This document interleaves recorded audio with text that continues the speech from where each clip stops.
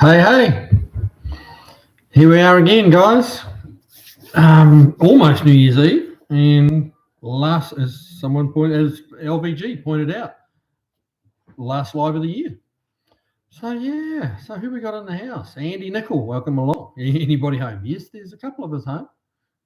Looks like we got 8 of us in the room. LVG's here. Chris Freemess is here. Driveway of Misfits. It's going good. I'm kind of excited for the new year. Hopefully 26 will be even better than 25 was. So yeah, cheers, guys.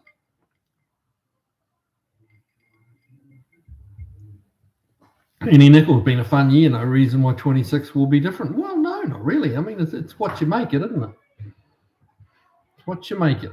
Danny Boyd, welcome here, mate. Welcome into the room. Good to have you here. So, what's been going on? I got a house full here. We got Kevin. He's kind of getting on the terps again. So yeah, it's busy place here at Kiwi Central. Beagle Bob's here. Hello, looks like Kev is starting the New Year's celebrations early. Well, yeah, he is. But Kiwis. I mean, the thing, what you got to remember is it's kind of New Year's Eve in New Zealand now, so he's still on Kiwi time. We're kind of a day ahead of us. The American arm of the group. Danny Boyd, top tank on my Corolla's radiator's cracked, so I put some short strand body filler over the crack, and we'll see if that holds. New radiator on the way. Yeah, it could well do. Did you sand the plastic tank at all, just to give it a bit of something to key into, so it's not all smooth and unsticky? That might help. If you did that, that should be pretty good. Here's my son here, like just staring at me through the door there, just causing trouble. No, we won't. He's trying to distract me because he's a little shit, but I don't know who he takes after. I think it must be his mother. Anyway, Jeff Hutchins, almost on time. Close enough, mate. Close enough. Paul Funk, good evening, everyone. And be sure to hit the like button. Thank you, Paul. Appreciate that. Hitting that like does help. Roy Miller, hey, mate. Welcome along. Todd Denio, hey. Todd's in the room, which is great. And what do we got? Danny Boyd, I thought about sanding, but just cleaned it with brake cleaner spray. Yeah, I mean, it'll work or it won't, mate. That's one of the two. I mean, that long strand filler is pretty sticky.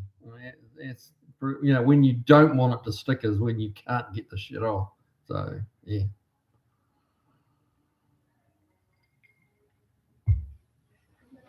So yeah, for you guys watching, if you watched my post today about tonight, I kind of dropped in there that we've just been trying to help Todd out, Todd Denio. He's got some medical bills stacking up, and he's desperate to get his hands on the 67 AMC Marlin. So it was actually Granddad's Junk who kind of right at the death last week said, hey, why don't we help Todd out? He was talking about the fact he's had like 3 heart attacks, and like he's he's hanging in there. But I just felt like it'd be kind of nice to help him, give him a little helping hand into this car he's been dreaming of for 40 years. So we've kind of already raised like close to $500. So that's kind of pretty cool. But so hopefully that'll help him make the grade. But hey, if you're feeling so inclined, reach out to me, say something here. We'll figure out, Venmo or something like that. If you feel like chipping in a little bit, that's great. If you can't, look, we understand. It's a tough time of year to be your hands in your pocket a lot this time of year. So hey, don't feel bad. We're not trying to guilt you into anything here, but so yeah, it's completely optional. Now, Richard Stanbury, what do you think about the efficacy of grafting a rear window and surrounding metal from an 80s Camaro or Trans Am onto a first-gen Barracuda. The original glass for the Cudas is difficult to find. Ooh, good question. Good question. Danny Boyd's got a point. It might be too wide. I mean, I haven't really worked on any of that 80s generation Camaro. So, yeah, I'm not super familiar with them. But the Barracuda's not a big car, but the Camaro's not a big car, but it's a little bit, it's going to be a little bit wider than a Barracuda, I suspect, but just quite where the window fits into the scheme of things. I mean, you just got to break out the tape measure and I mean, that's a lot of work to get a rear window in there. I have seen them around; they are out there. But I've seen $1,000 on them and stuff like that for a back window for one of those. But I'll tell you what, you'll have a lot of grafting the surrounding metal out of an 80s Camaro onto the Barracuda. I mean, if you do it yourself, obviously not going to cost you quite the same, but you'll have a lot of hours into it because you got to make it look nice on the inside as well as the outside too. So. Could it be done? Absolutely. I mean, you can put a Mustang roof on a Cougar, so yes, it can be done. But it's not for the beginner. Put it that way.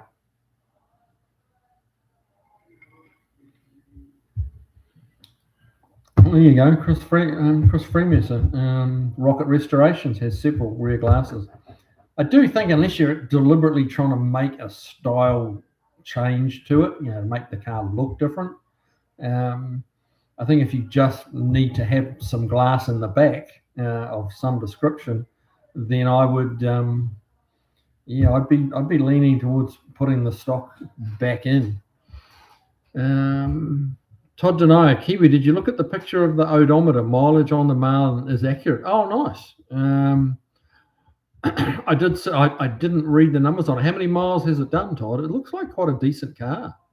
It's not mint or anything like that, but then the price is not reflective of a mint one, or a 9 out of 10 car, but it looks like a solid kind of a 7, I would have thought, in the pictures that I saw of it. Possibly pop a link up, that link you sent to me. I don't know whether you can put it up here in the comments, but it's on Facebook Marketplace, and but I'm not sure what area. I can't remember what area it was. But give us a little bit of more information on here, Todd, and it might just pique people's interest. Danny Boyd, a good plexiglass if you store the car inside. Yep, you could do that, but you need a mold really to make a plexiglass one out of. That's a big piece of plexiglass to bend, because it's a very shaped glass.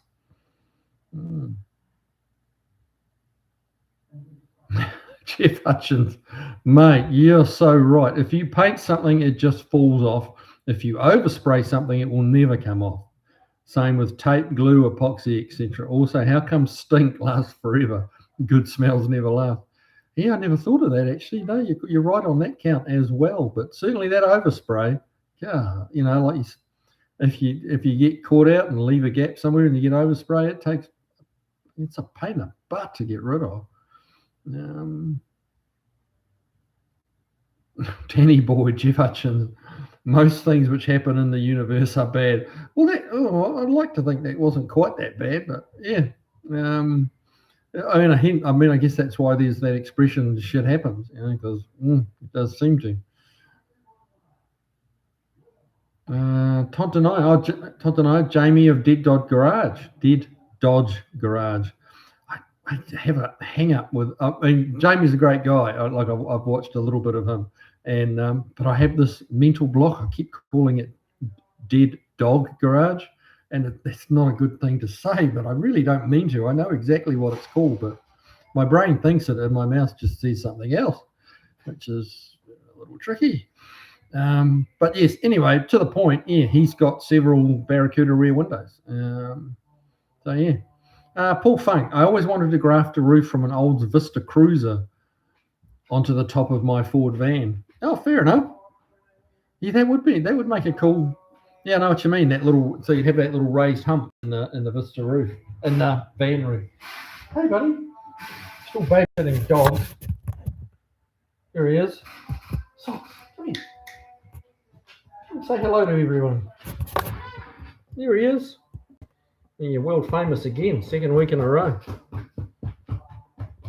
He's a good boy. He'll be going home soon in the new year.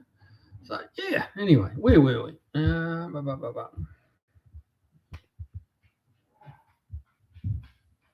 Todd Denio, Kiwi. It has just over 49,000 original miles. So that's nothing, really, isn't it? That's really nothing.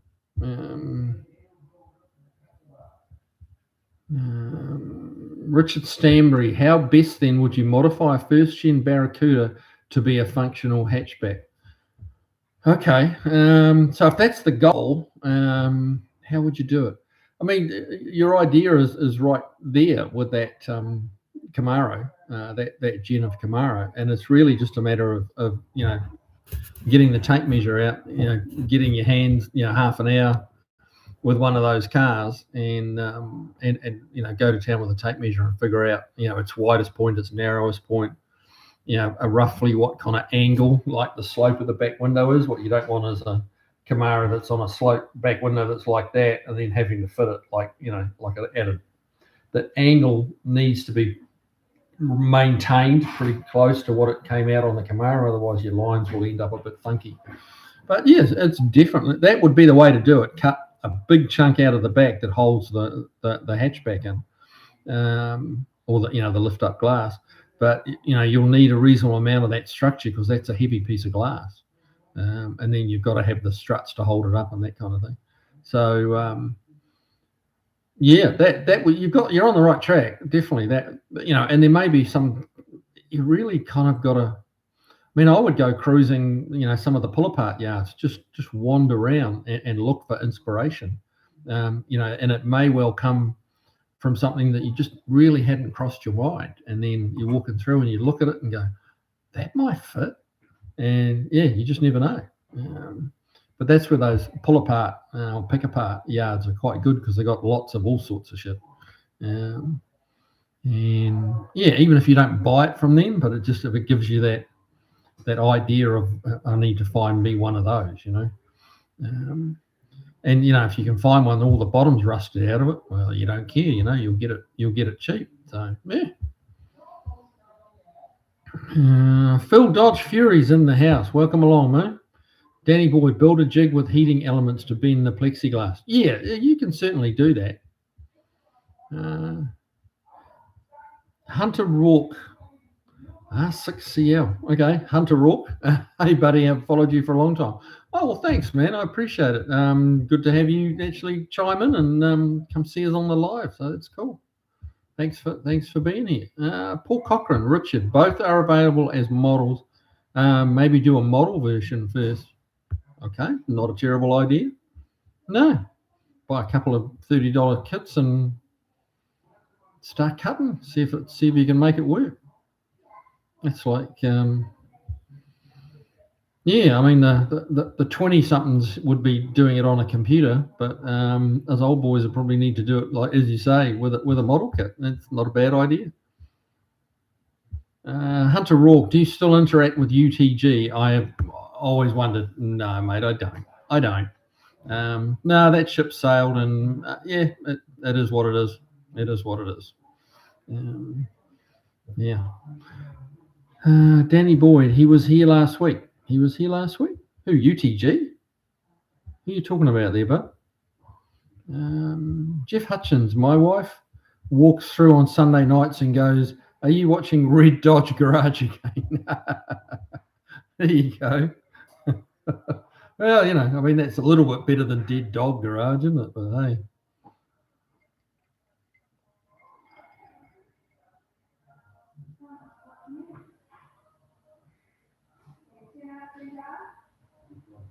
Stephen Carter, we use peanut oil and boil, then dunk the plexi and lay it over the mold for hydros old school.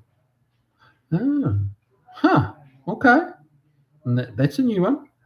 250 degrees. Yeah, that's hot. Yeah, that'll get plexiglass on the move for sure.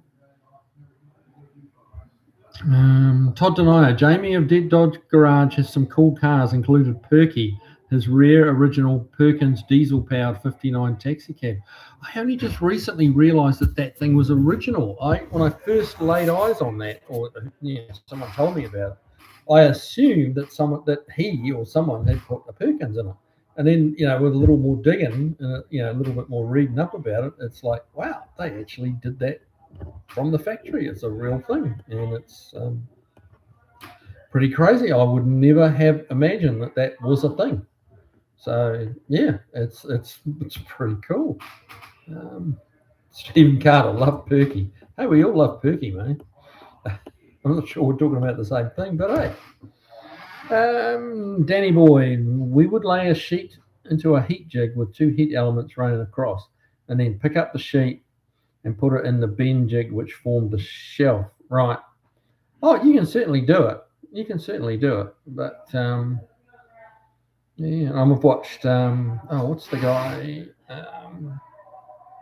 I've gone blank. Builds those crazy custom cars. Ian Roussel.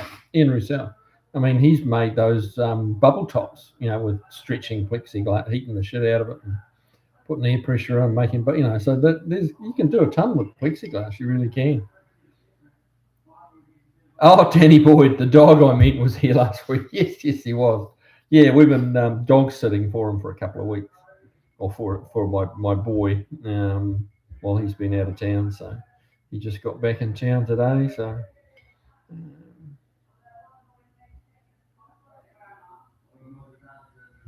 Hunter Rourke, the Uncle Tony's Garage. Yeah. No, just no. Don't. We don't see eye to eye anymore, unfortunately. Well, what do we got? Mark Coronet guy. Hi, folks. Hi, Kiwi. Just checking in. Happy New Year to all in 26. There you go. Stephen Carter, taxi. Yeah, that's what they built them for taxis. And ideal. I mean, they're a huge car. That 59 Plymouth is a massive car inside. It's like super. They're very wide, especially for that era, that 59, that late 50s cars. That very late, like 58, 59 era, the cars suddenly got a lot wider. Be it Chevys or Caddies or any of those things, they suddenly grew wider across most of the brands. And I mean, that was 59 Plymouth sedan. You'd easy get 6 people in there, like not even and decent sized guys, not 6 bloody 110-pound ladies. We're talking about 6 big guys will get in there easy, So stick a diesel in it and chug away for next to nothing, and yeah, great idea. Driveway of Misfits. How readily available was diesel fuel in 59? Ooh, that's a good question. I don't know. Diesel's been around a long time. But just how readily available, I don't, was it at I don't know. It probably wasn't, as prolific as it is now with so many diesel cars, not just being, probably back in 59, it was mainly trucks. There wouldn't have been as many cars as there are now, diesel cars. So, yeah. Paul Funk, how many cylinders is the Perkins? I'm going to guess it. I don't honestly know on that, on Dead Dodge. Do it again. Dead Dodge Garage. It's been a while since I laid eyes on that car. I'm pretty sure it's a 6-cylinder.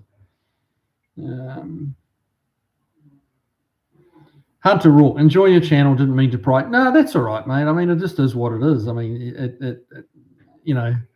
it's not all, sunshine and rainbows all the time everywhere. Things come up and things go south, and shit happens, as we said. Not very often, but it does, and yeah, just got to move on. But no, it's all good, man. People are, you're not the first person to ask by any means, and you certainly won't be the last, I don't imagine. Tony's got a bunch of videos out there with me and him on them, and I've got a bunch of videos with me and him on them, and people don't always realise how old those videos are. So yeah, but no, not prying, just asking. Danny Boyd, semis were running diesel a lot in the 60s, 50s, and the 50s. Okay. They started making two-stroke Detroit diesels in 1938. I'd love to see one of those two-stroke diesels, actually. I think that'd be kind of cool. I've never seen one in real life or heard one run, you know. But didn't they make a two-stroke diesel that was horizontally opposed and the pistons actually came together and created the combustion and then expanded apart? Not like a Subaru or a Porsche Boxster engine. This was a Boxster engine that had like two cranks on the outer and it pushed the pistons together. And that compression, the two pistons coming at each other, created the compression to ignite the diesel. So that, I've read about those, but it'd be wild to see one. It really would. Yeah.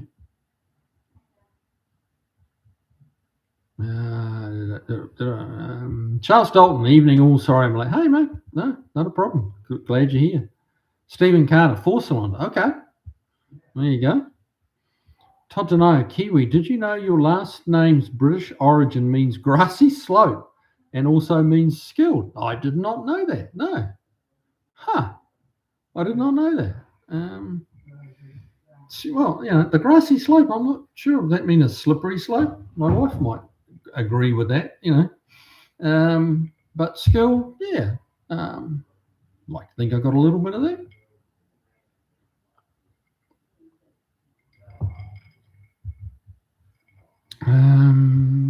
Perky is a 4-cylinder. Yeah, apparently. Stephen Carter, they put them in 60s Jeep CJ5 and CJ6. Okay, makes sense. Especially if it was anything to do with the military, the diesel. Because they'll run. Once you get them started, there's not much will stop them. You don't have to worry about water on the electrics, and getting water inside your distributor cap because you don't have one. Mark Coronet guy. Okay, diesel fuel was very popular in the late 50s. Diesel number 1 was heating fuel. Diesel number 2 was used in industrial engines, trucks, and more. Okay, there you go. Josh Homan, hey, welcome along, man. Paul Funk, didn't Perkins make a 3-cylinder as well? Mate, I don't know. It wouldn't surprise me at all. Todd Denio, Kiwi, I have a 2 V6 671 Detroit 2-cylinder diesels and a couple of old buses. Oh, wow. 2 V6 6 V71s. Actually, a V6 diesel? Is that just a letter, serial number for it, or is that actually the format of the engine? Danny Boyd, I think Detroit might have made some flat engines for buses, but I don't know about 2 opposing pistons per cylinder. It's. I read about them, and I don't know whether I just got it all ass backwards or what, but that seemed to be what they were explaining. But there's some weird engines out there, man. Todd Denio, 2-stroke, not 2-cylinder diesels. Okay. Huh. A Detroit 2-stroke diesels and a couple of old 2-stroke diesels and a couple of old buses. Huh.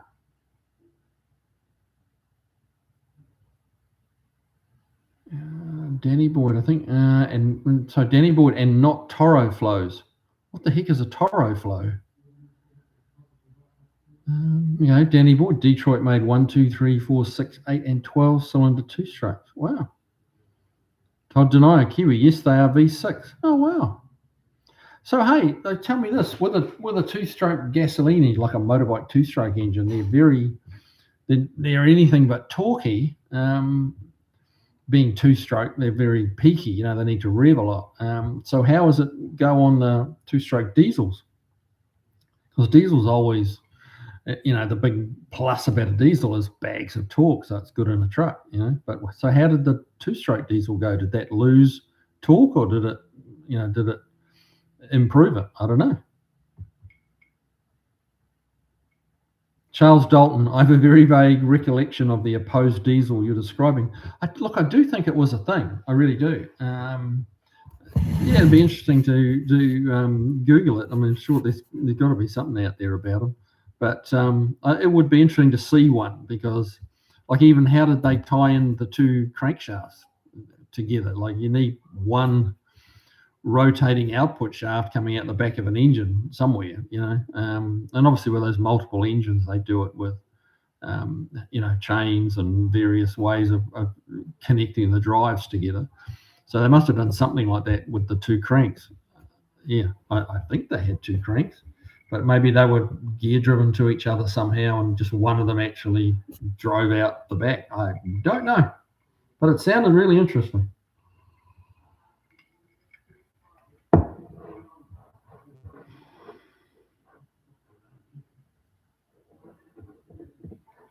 Um,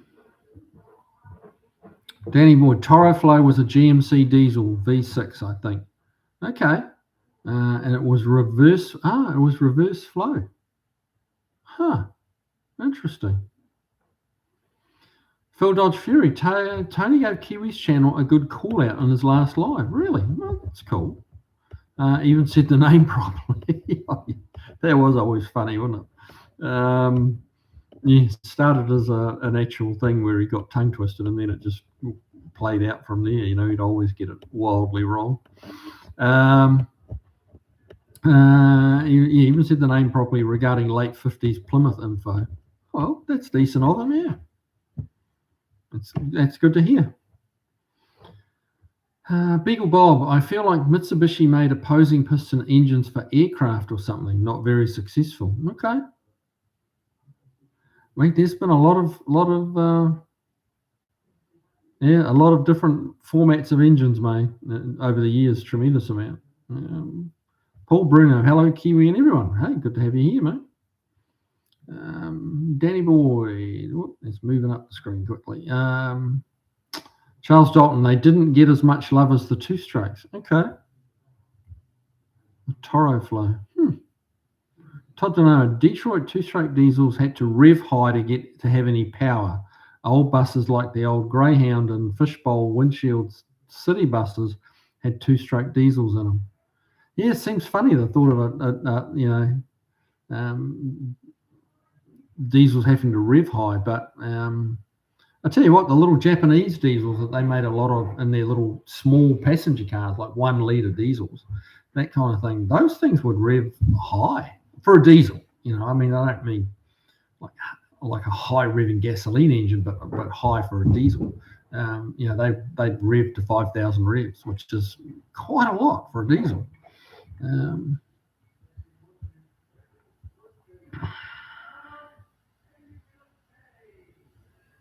Inspirat Zero. When I was a parts person in New Zealand, we often had two-stroke 8V92 V8 supercharged engines fitted into military trucks. Okay.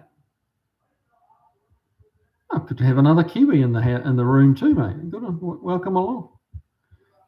Beagle Bob, opposing piston engines have two crankshafts, no heads. No, that's right, and both cranks are geared to a flywheel. Oh, okay, like a central flywheel. Huh.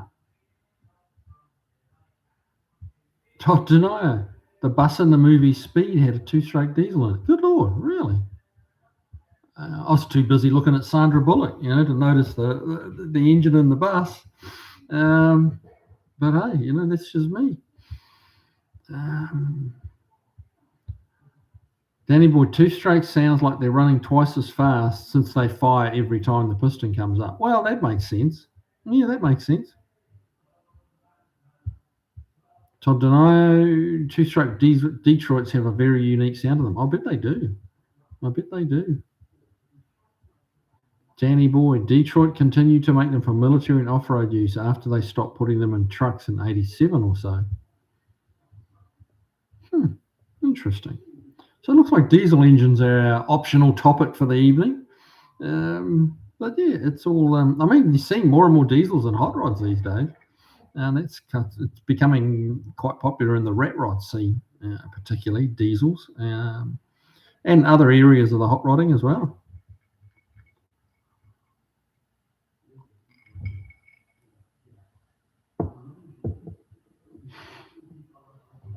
Danny Boyd, yep. When you're older like me and you hear a Detroit two-stroke, you'll be like, oh, yeah, I remember that sound. Yeah, there you go.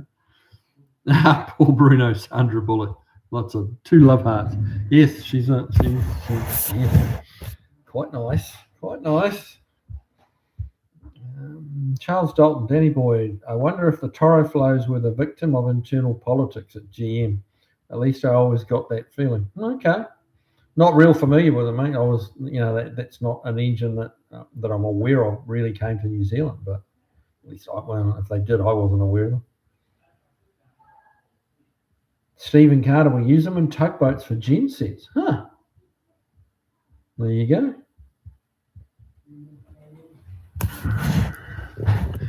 Inspirate. Yes, sir. I live in Alberta, Canada now. I haven't heard a Kiwi accent in years until you appeared with Mr. Paintucation working on the Byscript Garage OBS truck. There you go. Cool. Yeah, Kevin's a good friend of mine. He's a good guy, good dude. Yeah, I help him whenever I get the chance, help him out. And he helps me out too, of course. So, yeah, it's always a bit of fun doing videos with him.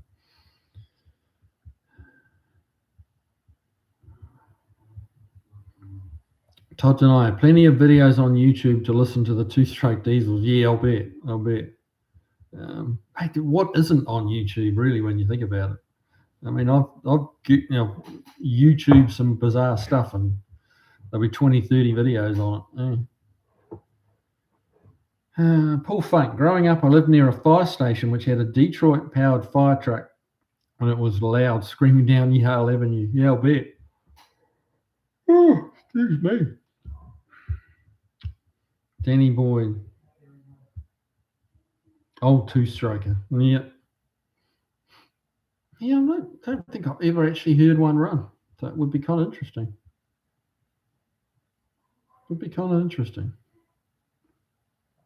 So I'm guessing emissions probably, I guess they went the way of two-stroke gasoline engines too, just too much emissions. Todd Denio, Danny Boyd. Yes, hearing them does bring back memories.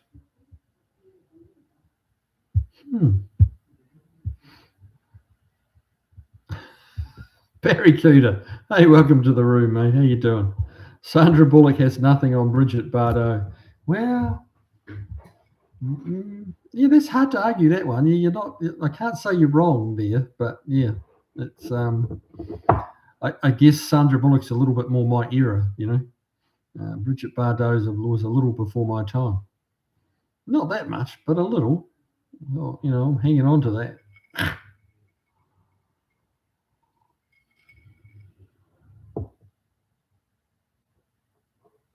Danny Boyd, I grew up near I-70 and could hear those jimmies screaming up and out of the Stillwater River Valley. I used to live in a place called Stillwater in New Zealand many years ago. So, yeah, there you go.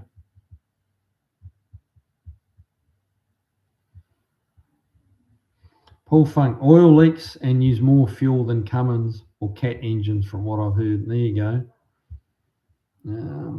Stephen Carter, Connie Stevens. Yep, she was a good-looking woman too. Hey, now tell me something, guys.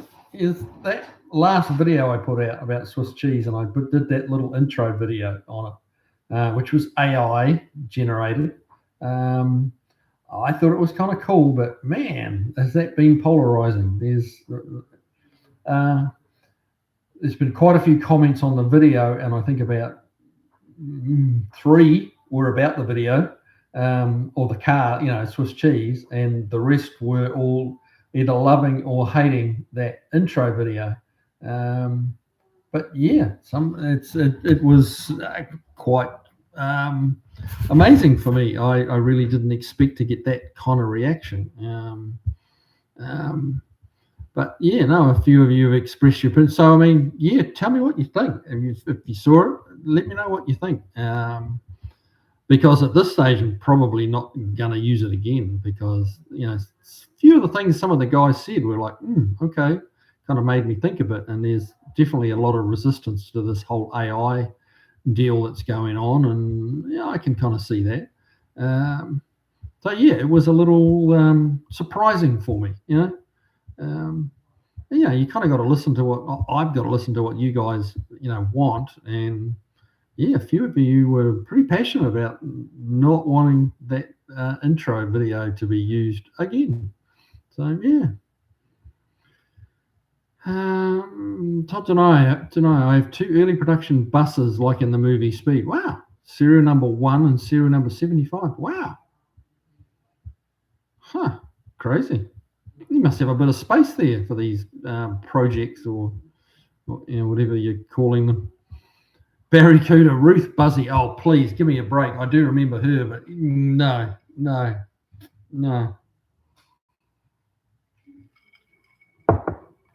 That's going back a while though. Gosh, that's kind of that Dean Martin, Frank Sinatra era. Ruth Buzzy, yeah, good lord. Danny Boyd, Green Leaker, Drip Troit, Green Leaker, Drip, getting all tongue twisted. Drip Troit, and if it ain't leaking oil, there isn't any in it. Oh dear. Yeah, well, some truth to that probably. Hot Rod Rehab, very fancy, and hey, Dr. Art's in the house. Okay, so that's a yes. We're going to vote yes and no. So it sounds like Art likes it. Andy Nicol liked it. There you go. Danny Boyd, Ethel Merman. Oh my lord. Yeah. Josh Homan, intro was good. Can't please everyone. No. Stephen Carter, people freaked. Yeah, they kind of did a little bit. Yeah. And it's okay. I mean, I'm not going to be all butthurt about it or anything like that. It's like people, if it's really people don't want to see it, then okay. Driveway of Misfits. People feel very strongly about AI-generated content on YouTube and elsewhere. Yeah, I really didn't realize just how strongly they felt about it.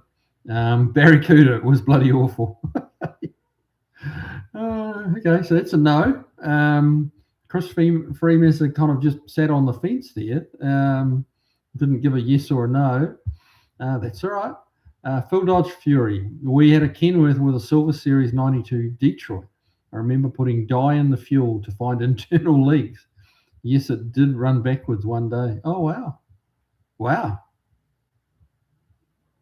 The Lower Man loved the intro. Thought it was a great touch. Well, thanks, man. Charles Dalton, I like the intro, don't love it, but I sure didn't hate it, although I do hate AI. One thing I didn't want to do, and it wasn't, I didn't try and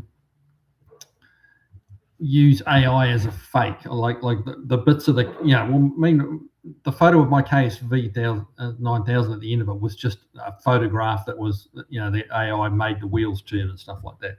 So that was real. And the rest of it was clearly, what I thought was clearly AI. It wasn't real, and it wasn't pretending to be real.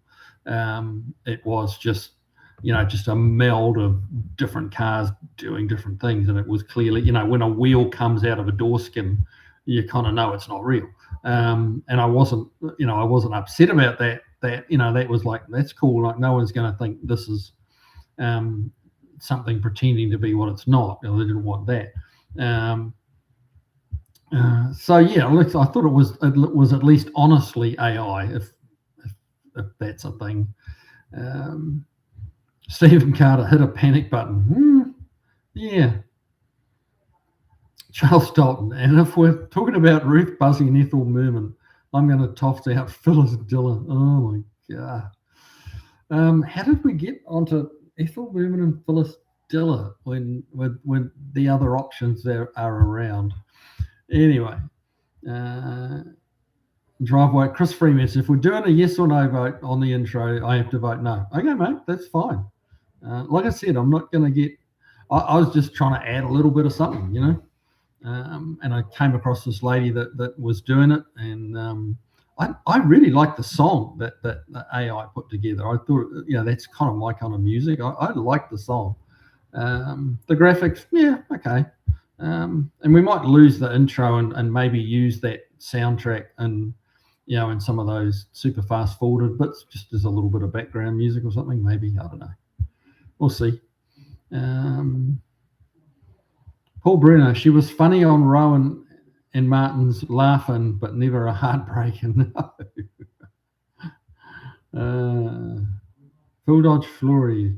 Phil Dodge Fury. That was a Roots Group comma engine, comma knocker. I remember the comma vans. Yeah, Roots Group. Yeah, it's not something you hear about too much anymore. Roots Group, but I mean, Roots Group took over Sunbeam.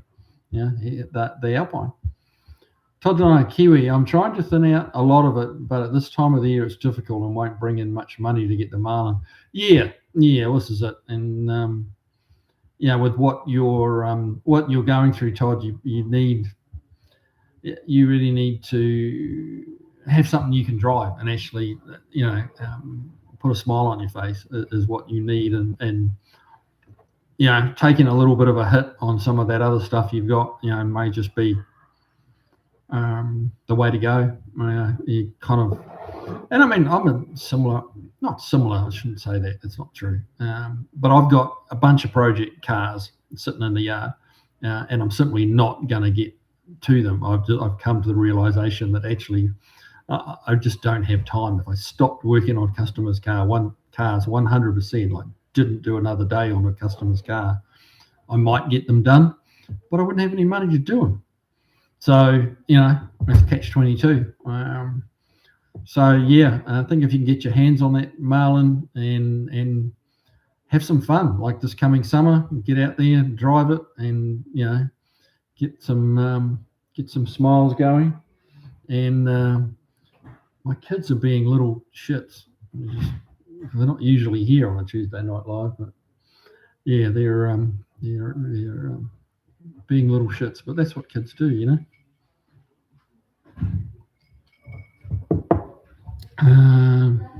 Stephen Carter, not my channel, not my business.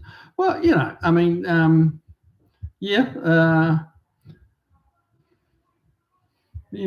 guess that's one way of looking at it. Paul Funk, some of add-ons on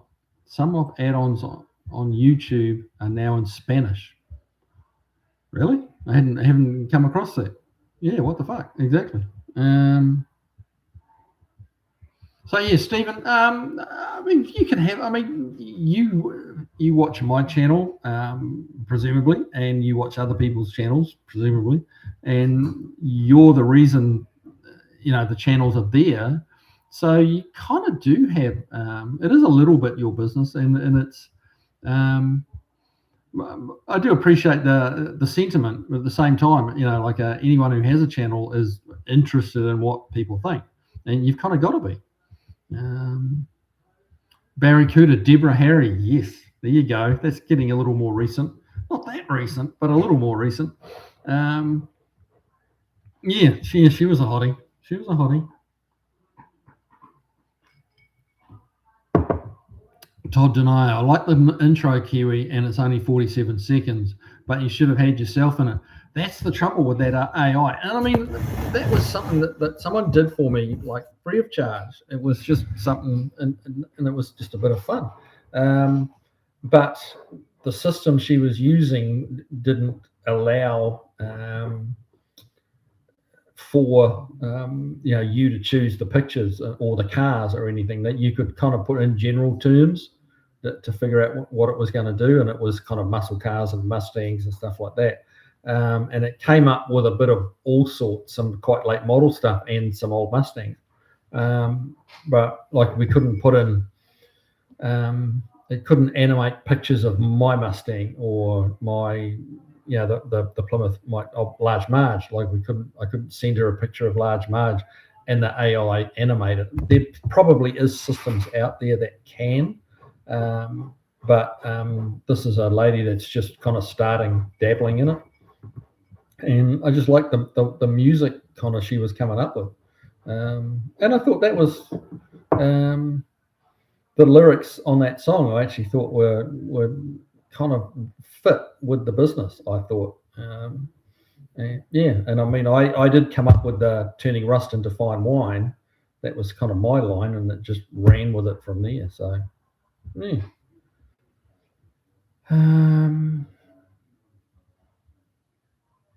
Phil Dodge Fury, 3-cylinder Perkins were in small Ford tractors. Oh, okay, that'd be right. Yeah, they would have been too.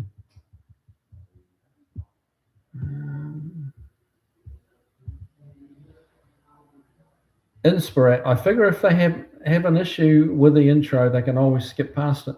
Look, that's what I would have thought. But no, some people got very hot under the collar, and I'm not angry with them. I'm just a little surprised. Like everyone's entitled to their own opinions, and you like what you like, and you don't like what you don't like,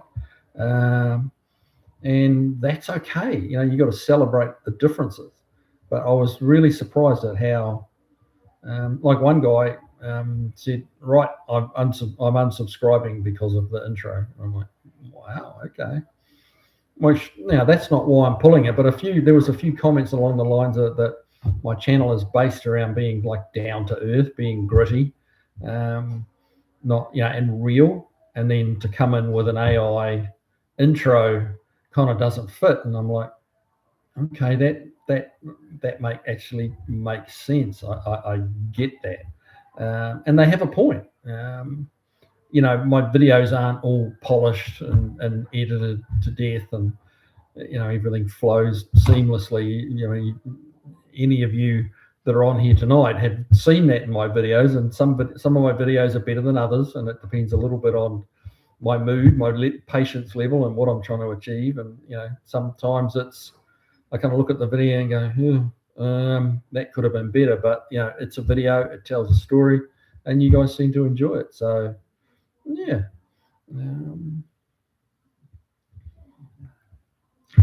Todd Denio, Barracuda, definitely Debbie Harry, gorgeous. Yes, she was. Josh Homans, you did good with it. Can't please everyone. No. Barracuda, ONJ.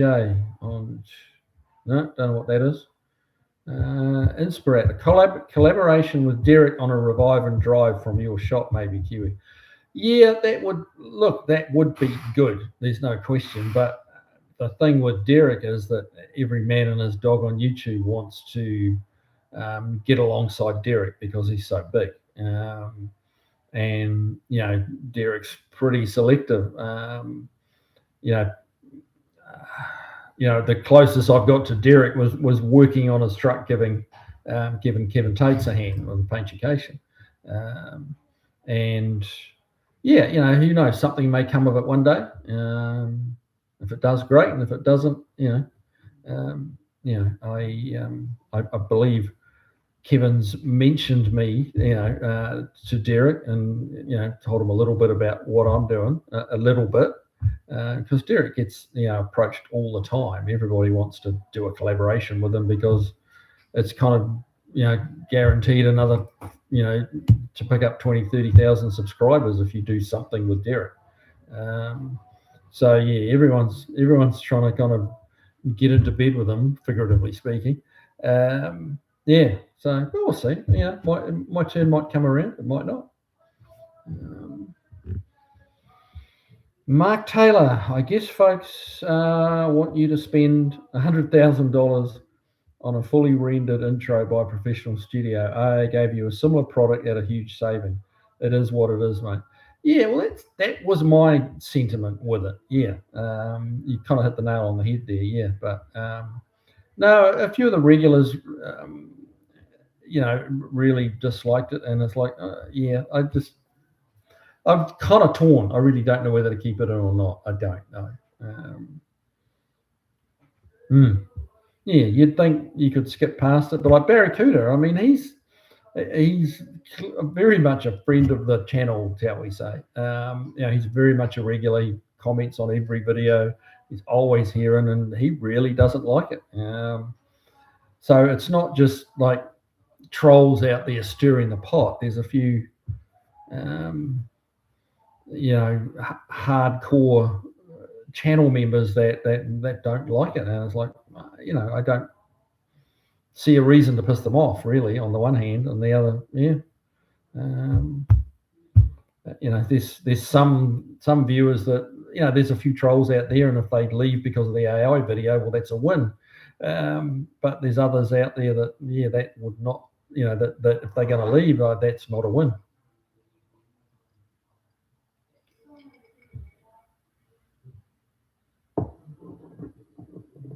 Inspirat may help to get one of the projects out of your yard, perhaps. Yeah, that's true. Yeah, my old Buick or something like that. Yeah. Danny Boyd, seen a guy several years ago using an old 70s Ford lawn tractor. Cool rig. 70s Ford lawn tractor. Good Lord. Barry Cooter, a Marlin would be a special car to own. Yeah, I'm hoping Todd can put it together with a little bit of help from us. As I said earlier at the beginning of the show, we've raised close to $500 for him, and I mean the car's asking $5,500. It's not a high dollar car. We're not looking, to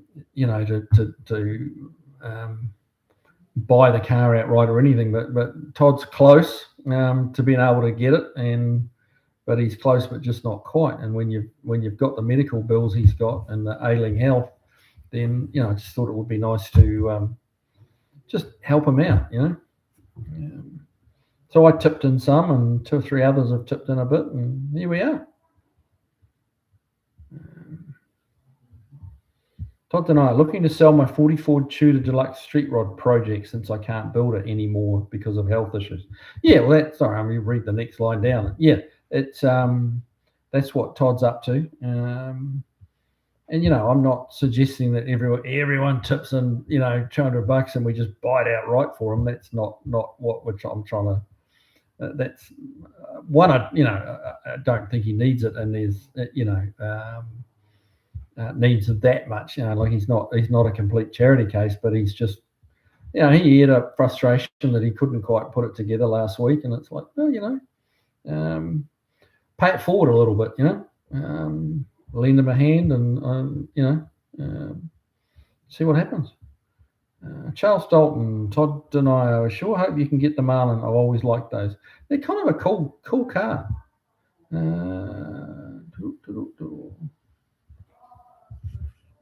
Oh, Granddad's Junk's here too. Hang on, I shut down the page, but it looks like I've got a bit behind. Yeah, I better speed up. Granddad's Junk. G'day, Kiwi brother. Just got home. Good to have you here, man.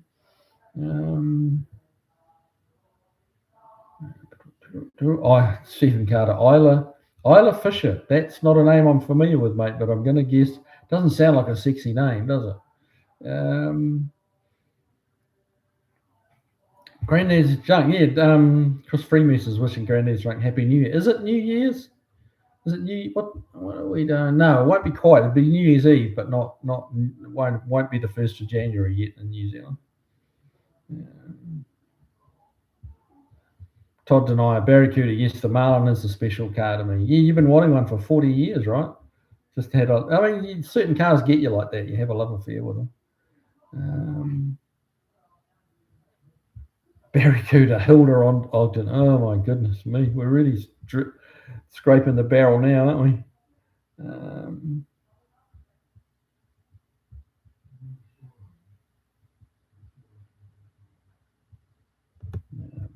We got Todd Denio, Charles Dalton. The agreement for the Marlin is made, and now it's just raising the money. Oh, well, that's good to know, man. So he's being patient with you to kind of get the cash together. That's good.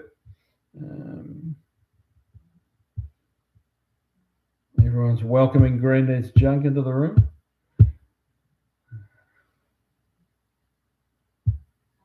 LVG, back to the car stuff. Got the 60 Ford Cruiser-Matic sorted. Found the rebuilder had installed the governor backwards. Got it reversed and it's working as it should. Yeah, you were thinking it was that. Oh, well, good to know it wasn't, destroyed, which is good. Yes, dear, 6904. Intro was great. You're just ahead of the curve. Young Kim Bassinger was the hottest. Yes, it's another one that wasn't too shabby. Charles Dalton, Todd Denio, glad the deal is made. Hope the money comes together. Yeah. Craig Nearing, phew, it's cold and snowing. Oh, really? Snowing? It's pretty cold. It was cold here this morning, man. It was like 26 degrees, I think it was. No, hang on, it was like early 20s. Sorry, it was like 22 or 3 or something. It was pretty cold.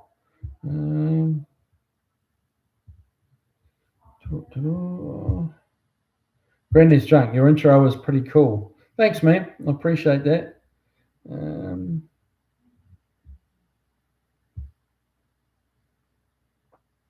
Chris Freemesser, there's nothing wrong with an intro. A simple montage of stuff with the new music over it would probably make everybody happy. Yeah, that's yeah, you make a good point, Chris. Yeah.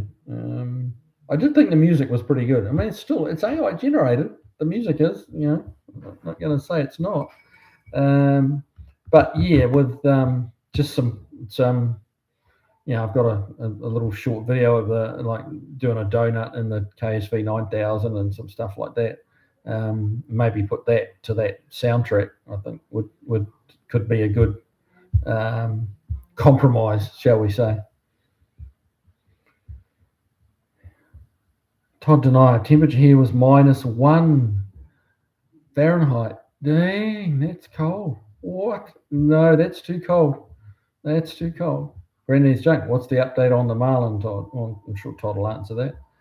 Sounds like he's made a deal on it, though. He's just trying to raise the cash. So if anyone wants to help him out, a little bit of Christmas cheer, a little bit of pay it forward, and yeah, I mean, I tipped in a little bit. I had some money come my way in December, and from a subscriber who sent me a check, just as a thank you for all the videos he's watched, which was very much out of the blue and very much a surprise, and it was like really cool to get that. And look, I'll be honest with you guys. I didn't really need it. All right, I've got lots of toys. I'm doing okay, and touch wood, the house pretty good, touch wood.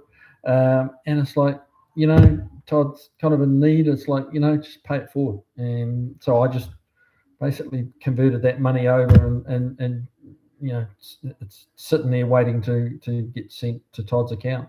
So because I say, like, it was really nice to go, and I got the value out of it from the fact that somebody just sent me that money because they were enjoying what I do on YouTube.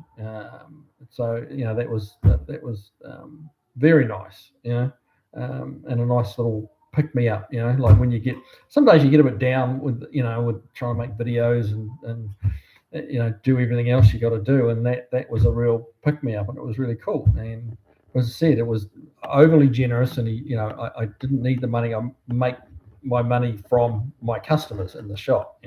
YouTube is fun. Doesn't make me a lot, but it makes me a little bit. A little bit. But yeah, he sent me a generous amount, and I've just and to tell the whole story, he split it between me and Steve. He said, give $100 of this to Steve as well, which I did.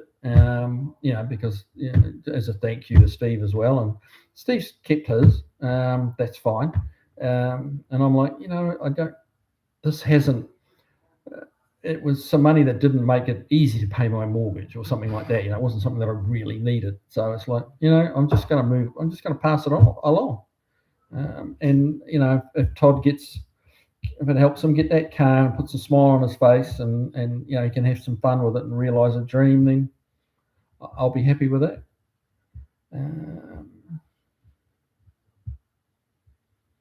Danny Boyd, News Even 2 hours and 6 minutes here. 2 hours. That's not long.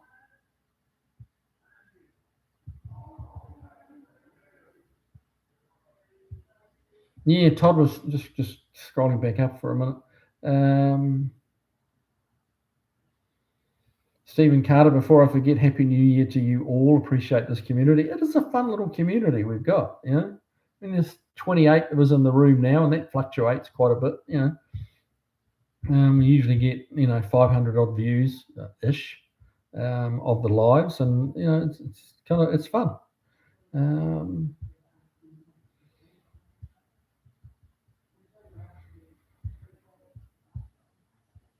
Todd Denio, Granddad's Junk, and everyone else who is helping. I appreciate any help with getting the Marlin more than words can say. Yeah, he's. I've spoken to him a couple of times on the phone to Todd, and he's very much appreciative of what our group has helped him, how we've helped him. So yeah.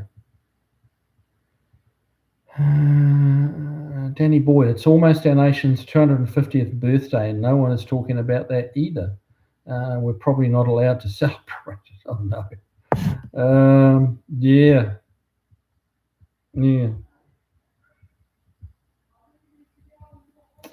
Todd Denio, Granddad's Junk. You'd think a 40 Ford Tudor Deluxe would be an easy sell, but not so easy around here.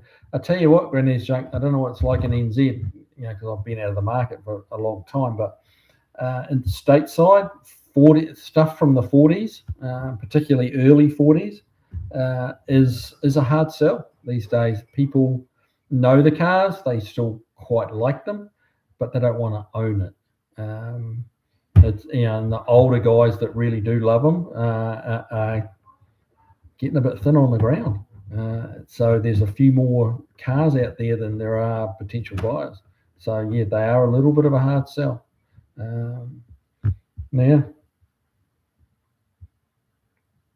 I'm not sure what it's like in NZ. It might be, there's possibly a stronger market in NZ, and if it is, some New Zealanders need to buy up because there's some nice 40-ish Fords around that are pretty darn good buying.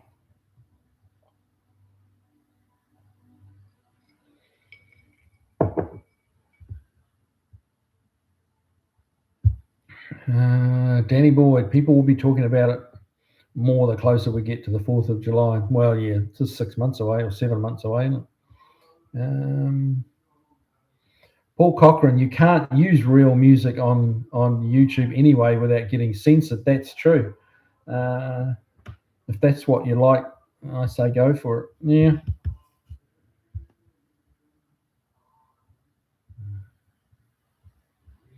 Paul Cochran. Yeah, thanks, man.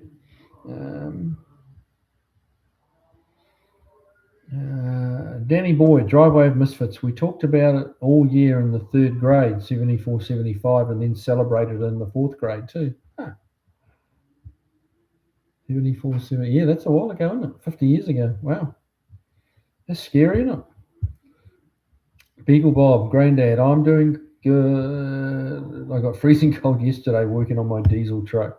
Stayed out until it was 20 degrees. Ouch. With wind chill, I came inside to pour some whiskey early tonight. There you go. Good for you, man.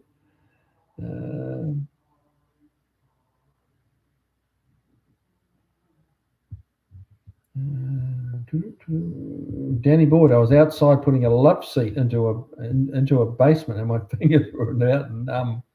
It's definitely getting cold, man. LVG, going back to the Series 1 Barracuda rear screen. There you go. I think Steve Magg's Junkyard Crawl showed one with a rear screen for sale. Might be worth checking it out. There you go. Danny Boyd, my dad's first car was a 40 or 41 Ford. I kind of like them. Got no room for it though, and no garage. Yeah. I think most of us on here would have 100 cars if the money didn't matter and we had the room, and probably most of them wouldn't run. But we'd save them for something.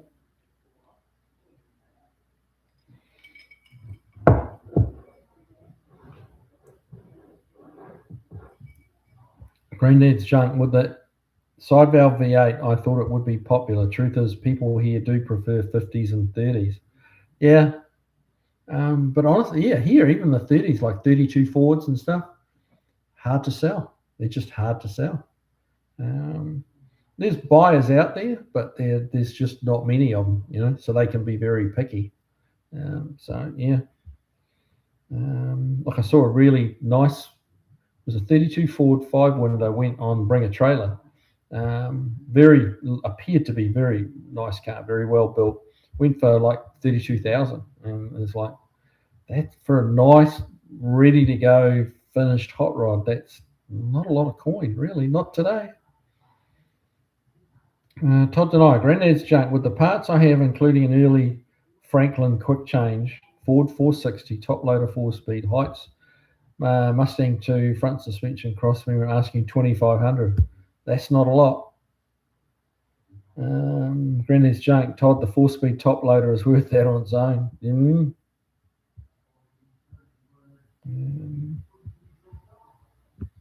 Jeff Hutchins, Dan customer came in. Actually, he was a nice kid. Oh, there you go. You got to have those customers. They're a bit annoying at times, but you got to have them. Todd Denio, also have a disassembled 64 Buick 425 nailhead for sale. Okay, those are typically not hard to sell. Yeah, and they still fetch pretty good money. They're still it's a little bit more niche market, but they're still quite a desirable engine. How much are you asking for that, Todd? Snow Crusher, hey, welcome along, bud. How you doing? I have somewhere about 35 vintage snowmobiles in my backyard and only about 6 run and drive. There you go. Vintage snowmobiles. See, people collect anything, don't they? So, Snow Crusher, is there a market for vintage snowmobiles? Like, is that a thing? Like vintage cars? Yeah.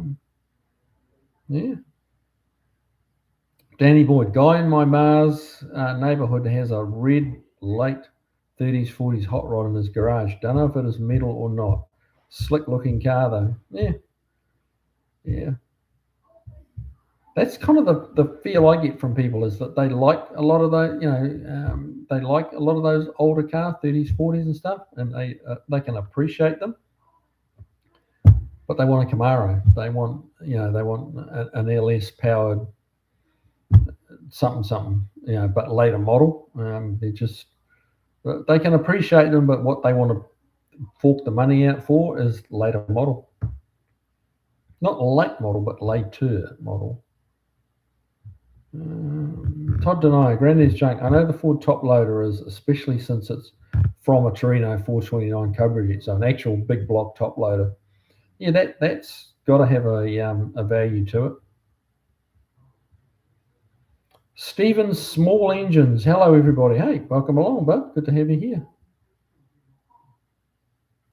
Jeff Hutchins, at least he left by closing time. Very respectful. Yes, agree. Stephen Carter, inch and 3/8 shaft. Question. Yeah, should be. Charles Dalton, got to sign off all. Todd and I, keep us posted, please, and prayers for the health issues too. Happy New Year, everyone. Yeah, Happy New Year, Charles.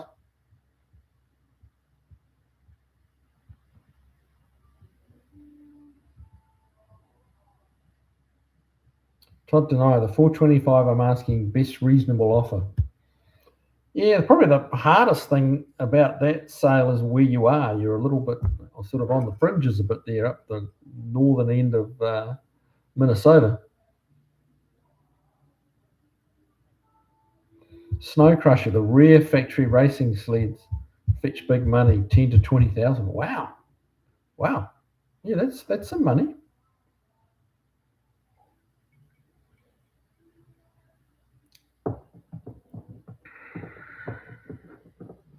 Snow Crusher, consumer sleds, not so much. No, okay. I get it. Granny's junk. If shipping didn't cost so much, I would buy it myself. Yeah, there you go. Even with the New Zealand dollar, it would. That would be a nice addition, wouldn't it?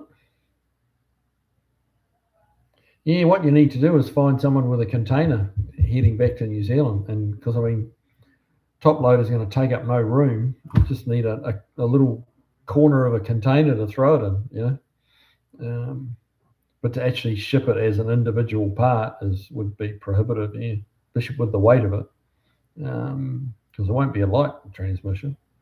But yeah, that's what you need.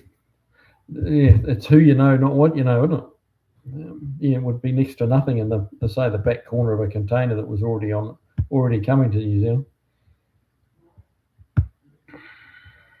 LVG, got to get back under the 60. Happy New Year all, and see you next year. Yeah, man, we will see you next year. I'll be back on next Tuesday, and it'll be 2026. So hard to believe. I'm not quite sure where 25 has gone, but it certainly it's disappeared quick.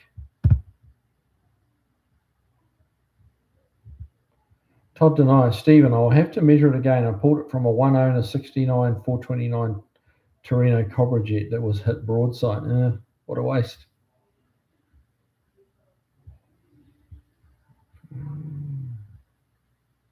Ooh. Granddad's Junk, I've inquired. They still want 7K for shipping. What for shipping? What, Granddad's Junk? That would be my question. You mean I like 7K? What's that? That probably wouldn't get you a car ship, but no, I don't think it would. Or is that like what's that for?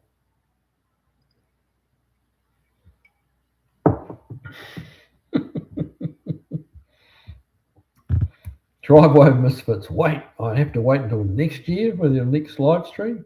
I'm afraid so, bud. I'd do a live on New Year's Eve, but I'll probably be talking shorthand. So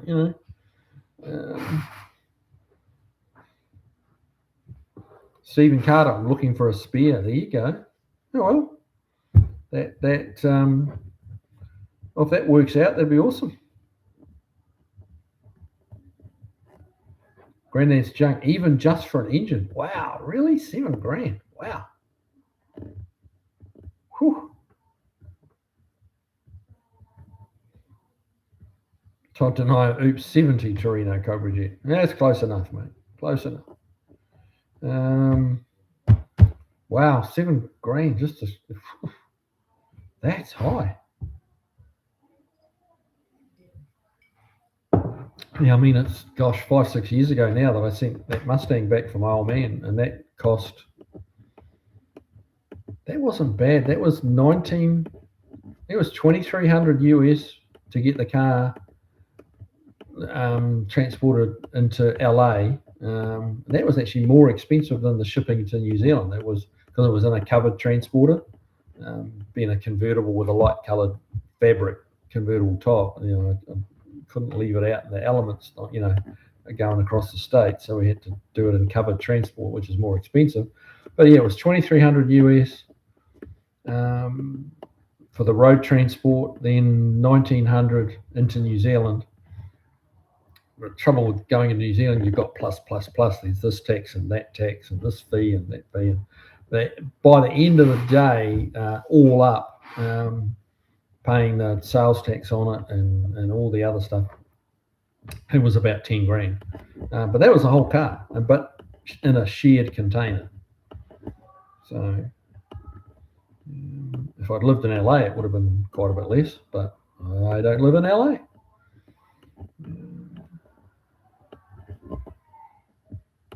Craig Nearing, thumbs up, gent. Yes, please do. Thumbs up. Likes are great. They help the video.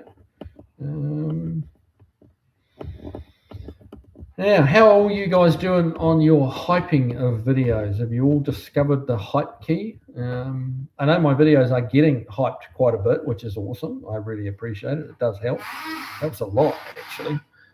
So that's really cool. You don't really get to see who's done it. But if you don't know about the hype button, go looking for it. It's just across from like the like or dislike button. So yeah, go looking for that hype button. It helps promote the video. It improves the what they pay. And it doesn't have to be me. It can be other. Obviously, you guys don't just watch my channel. But yeah, any of these smaller channels, like Vice Grip Garage is not eligible for it as far as I know, because he's got like 1 million subs. But it's a YouTube thing trying to help smaller channels, kind of like myself. And yeah, so find that hype button. You get three hypes per week, and obviously you can hype whoever's video you want. Craig Nearing hype button. Yeah. There's still a lot of people don't know, so don't feel bad. If you're on your cell phone and at the bottom of the below the moving video part of the screen, it's got the description. and you'll see like a thumbs up and a thumbs down button and a couple of other things on there. And if you kind of swipe across, you'll see a hype button, and you can actually click on the hype, and it gives hype points to the video. So yeah, see if I can find it. It's YouTube haven't really, not that I've seen anyway, haven't really promoted it, I don't think, as much as they should have. It's a good idea. I would have thought they'd have made a little more noise about it to let their viewers, the viewers of YouTube, know a little bit more about it. Let me just hang on.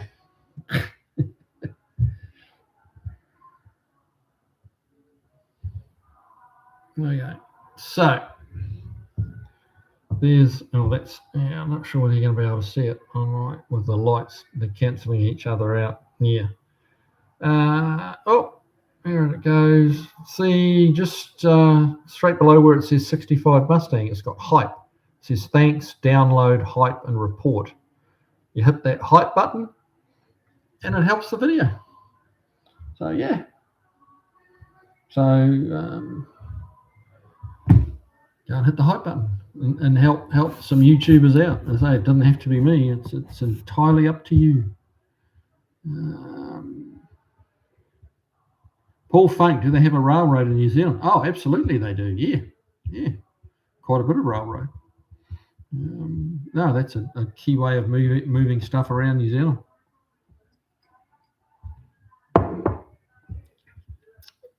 Curtis and Randolph. Hi, Kiwi. How long are you backed up at the shop? Are you interested in looking at a 67 old? Excuse me, I'm chewing ice.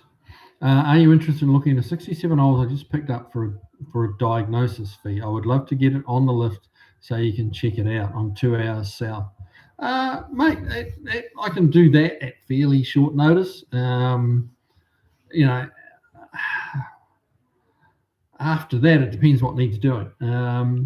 Typically, I'm,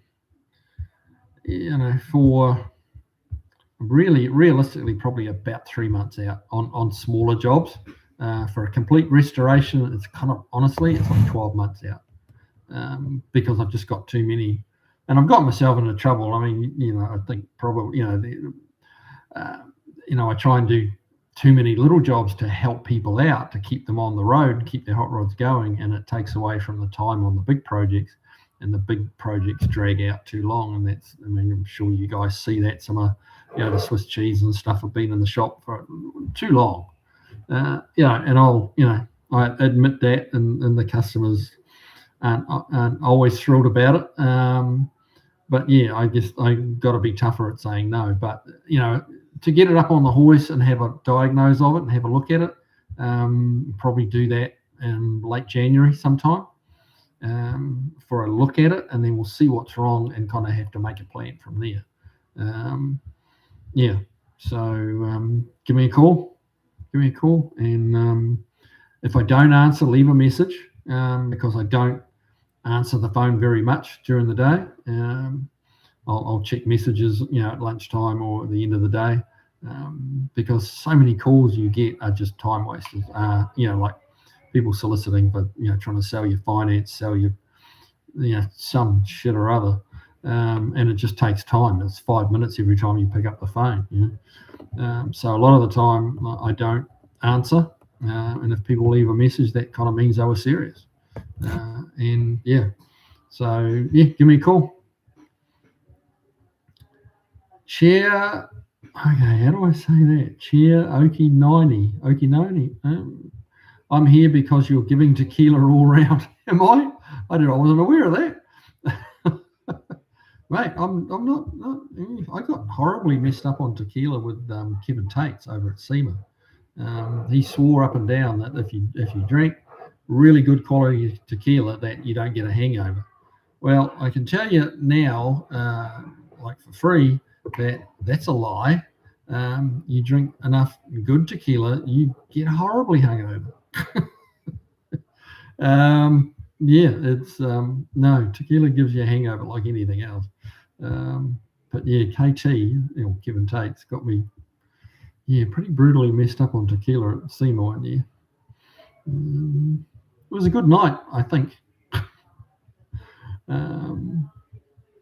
Granny's junk, that top loader will fit onto my wife's 351M, same bell housing. Yeah. Yep.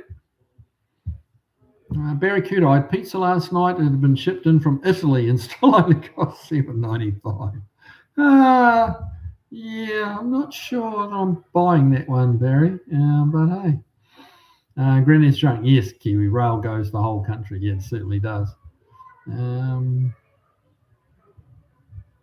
Beagle Bob, when I hit like, it asks if I want to hype usually. Oh, okay. Huh. I wasn't aware of that. There you go.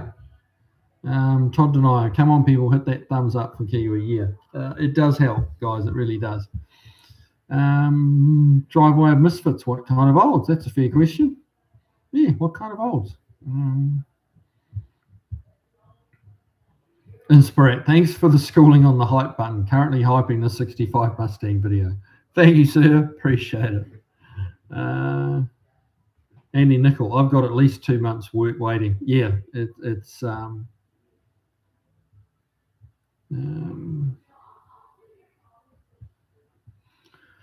times are busy.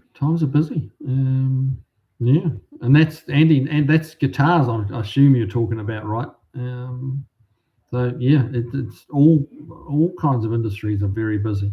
Todd Denio, Kiwi posted a picture of the Marlin I'm trying to get earlier today. Oh, the one you sent me on. You emailed me. Did I use that picture in my post? I'm trying to remember. I think I did. Because I usually put a post up during the day about the live upcoming tonight. Hang on a minute.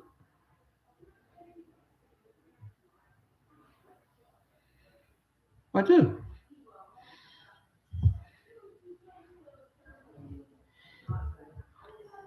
So try and get the glare out of it. There we go. That's not bad.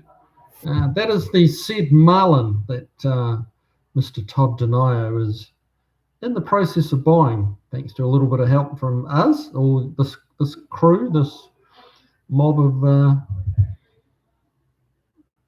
group. So yeah, that'll be I'll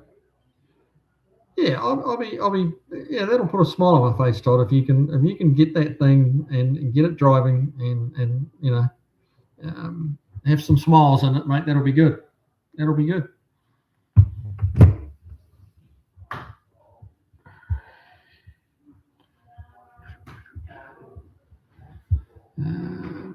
Hang on.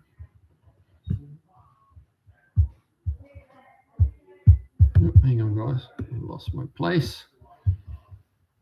Andy Nickel, I've got at least 2 months work waiting. Yep. Read that one already. Jeff Hutchins, I have exact same problem with scheduling, Kiwi. Yeah. And it's amazing. Like some of the people you get, bringing up, they're really quite desperate to get some help because there's just not enough guys around doing it. And I just find it really hard to say, nah, I'm too busy. Go away. It's like, I'm getting better at saying no. And if they're not right in my sweet spot of years for cars to work on, I'm just saying you're better off trying to find someone who's a little bit more familiar with that particular car. Because I get, a lot of late 70s and 80s inquiries, stuff like that on those cars, and that's really not my passion, so I'm trying to work on cars that I really like, and more experienced with. It makes it quicker for me, quicker for them. So it's kind of a win-win. But when people just can't get someone to get their car going, it's a little bit hard to. I find it a little bit hard to say no. Andy Nickel, I'm turning jobs away because I have no room for more guitars. Yeah. We're in the same boat, buddy. We're in this different product, same situation. Barracuda. No, I've never had tequila. Oh, okay. It doesn't taste. It's not a bad drink. It's really not. But I just, that messed me up pretty good. But I mean, I think that was more to do with Kevin Tates and the guys we were partying with than the actual tequila, if I'm honest. But yeah. Todd Denio, I also have a set of the original rectangular mirror spotlights from a 56 Mercury for sale, but they're rough. Okay. Some interesting stuff, Todd. Danny Boy, gin almost never gave me a hangover. It made me fall on my ass and bath a few times, but no hangover. Yeah, well, I'm pretty good with bourbon. Bourbon doesn't really give me a hangover. No, it's pretty good. Not even bath. It's been decades since I ever got actually physically sick on alcohol. When I got screwed up with KT on the tequila, I still wasn't sick. But what a hangover. Snow Crusher, tequila, same as kerosene for me.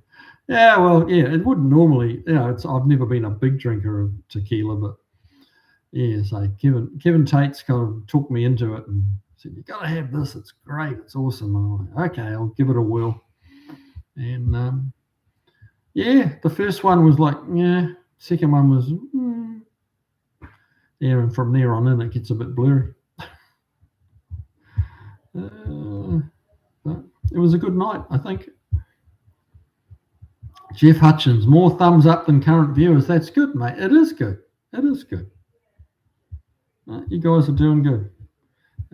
Paul Funk, that Marlin looks cool. I hope you can pull it off, Todd. Yeah. Well, if you look at my posts, I did earlier in the week. Was it the big? I think it was late last week. I put a post up about Todd's situation, and I put a link.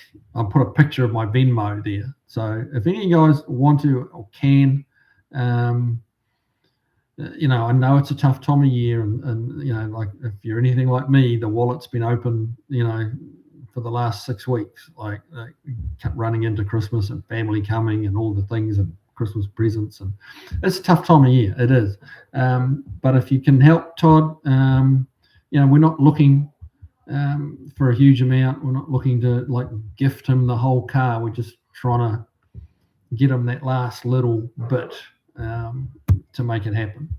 So it's not a complete charity case. It's just helping another car guy out of it,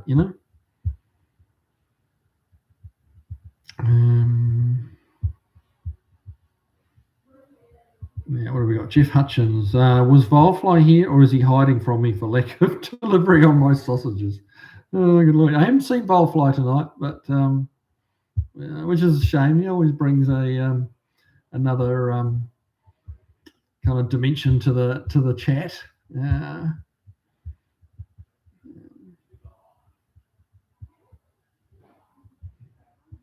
Paul Bruno, very nice. Yeah, it looks nice. Cade Nearing, I love AMC. I still want an AMC Pacer. I mean, I know that means I'm kind of a bit odd, but hey, I don't know. An AMC Pacer to me is so ugly, it's cool. Yeah. Danny Boy, when I was a kid, and an older kid in the neighbourhood restored a Marlin, they painted it aqua. This was like 79 or 80. That would have been cool. Curtis Randolph, thanks, Kiwi. I will call in a couple of weeks and plan the trip. It's a 67 442 with black paint and a white painted top. Odd combo that makes it look like a cop car. It runs and drives, but barely. Oh dear. Okay.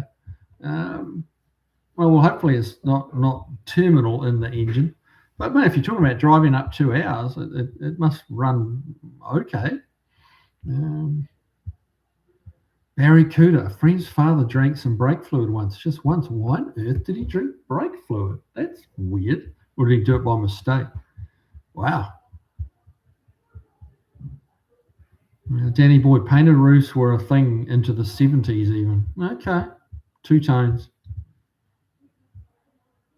Yeah, I've had another 67 442 in the shop. It was a few years ago now, and that was a burgundy colour, and I think that had a white roof as well. So yeah, it was the thing. Had a Cougar as well, like a 67 or 8 Cougar, and that was like a teal kind of bluey green colour, metallic, with a white roof. So yeah, kind of almost from a distance, it almost looked like it had a vinyl roof, but no, it was painted. Chef Hutchins, so you won't work on my Stanley steamer, mate. It's more a case of I wouldn't know how to. Yeah, I mean I'm old, but I'm not that old. Todd Denio, the Marlin runs and drives. I want to leave it to my daughter when I go. Well, that's sweet. I'm sure she'll appreciate it. Yeah, I mean, I get that. My boy's got his name on the KSV 9000. That'll go to its new home one of these days. I think he needs to get himself out of medical school first, so that he's actually got some coin that he can put fuel in it. But yeah, it's a nice thought to think of it going to a child. It's a cool thing. I get it. Granddad's junk. That's a very nice car, Todd. You would have to have it. You have to have it. Surely someone here would buy the 44. It's very cheap, even just the running gear.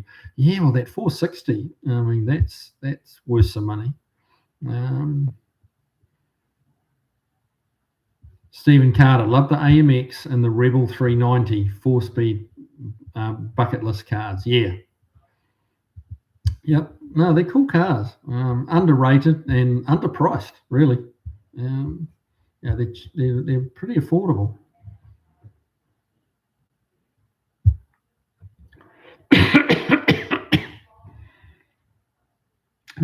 Jeff Hutchins, driver Misfits. No, he owes me sausages. He tried to deny it last week. Oh, dear. What do we got? Chris Freeman, do you really want sausages from a vile fly? Well, that's the question that needs to be answered, isn't it? Andy Nickel, I got majorly sick on tequila when I was a kid, and I can't even stand the smell of it now. I have to be honest and say I have not had even a sip of tequila since my little adventure with Kevin Tate's. Yeah, that was messy. I only just made it back to the motel room. I was majorly zigging and zagging. I kind of passed out in my motel room, and it was a struggle to actually get myself back to the motel room, and we were celebrating like downstairs. All I had to do was make it to the lift and go up and find my door, and that was a big challenge in that moment. Curtis Randolph, I have an electrical problem on my 96 Sierra. I love the car. It has low miles, but all the lights quit working and nobody here will touch it. Shop near me cuts off at 2016. Wow. Jeez, 10 years old. Wow. You're going to have a problem with that, my friend. 96 Sierra. Someone like Volfly, he's very good on electrics from all accounts, and he wouldn't be afraid of something that era. But there's just not many guys around like that.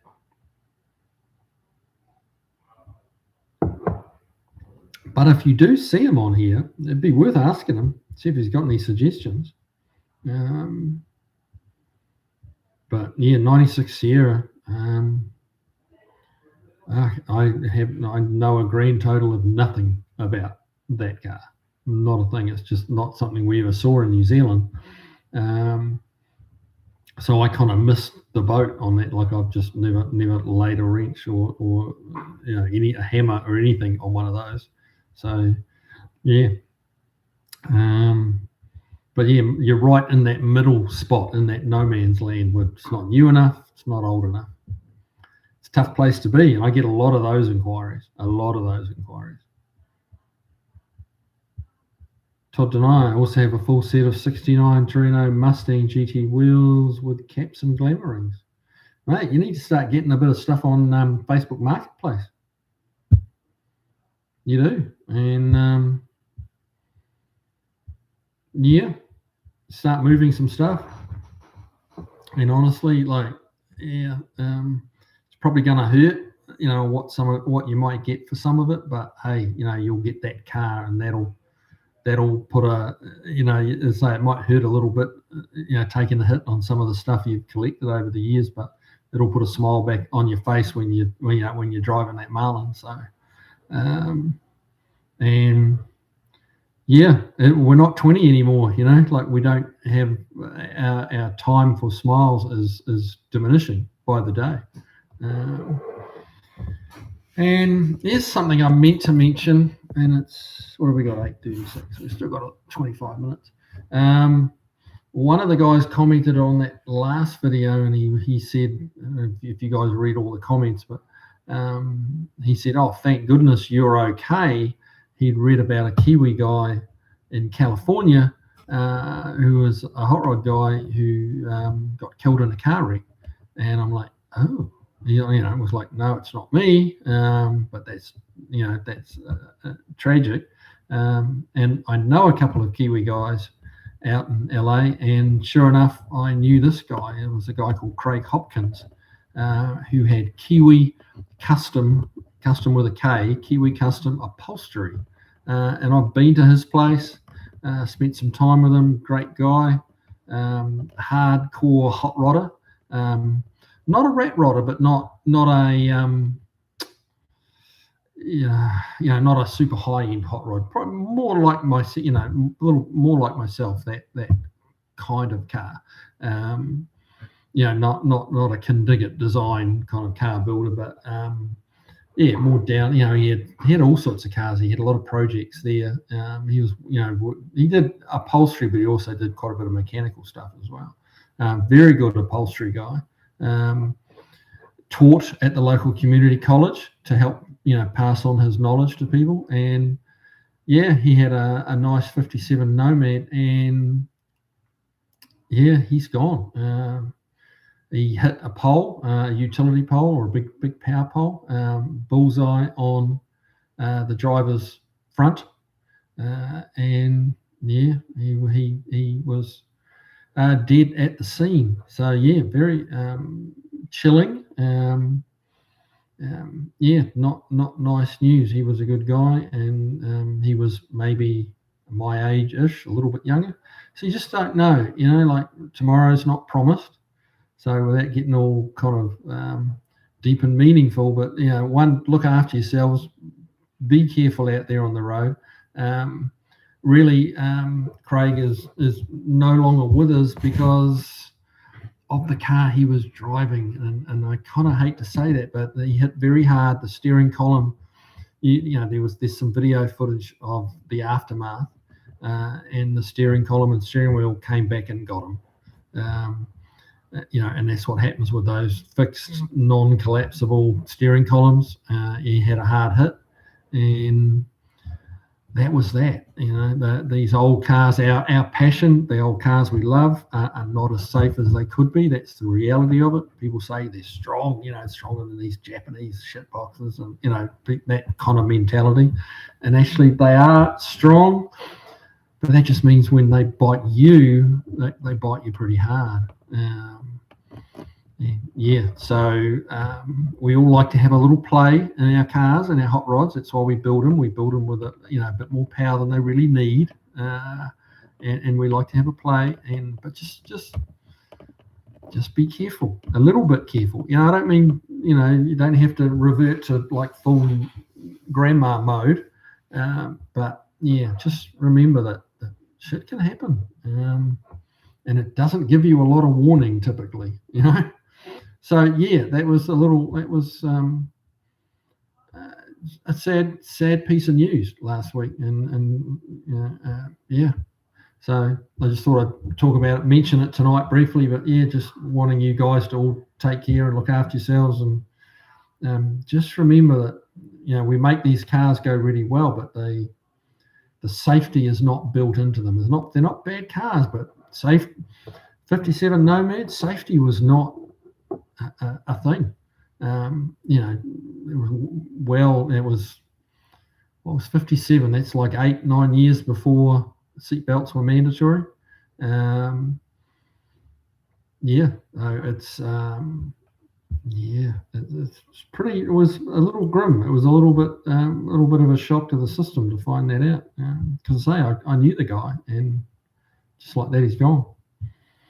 Anyway, Todd, get that shit on Facebook Marketplace and get it moving, and take a little bit of money we've got together for you, and make it happen, man. Make it happen. Hang on, I lost my place again.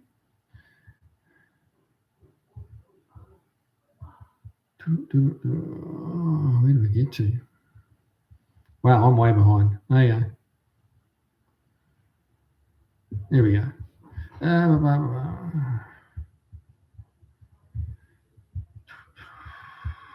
Danny Boy, Curtis Randolph could be the switch in the dash, or possibly the high beam switch. Car has a relay, it could be that too. Okay.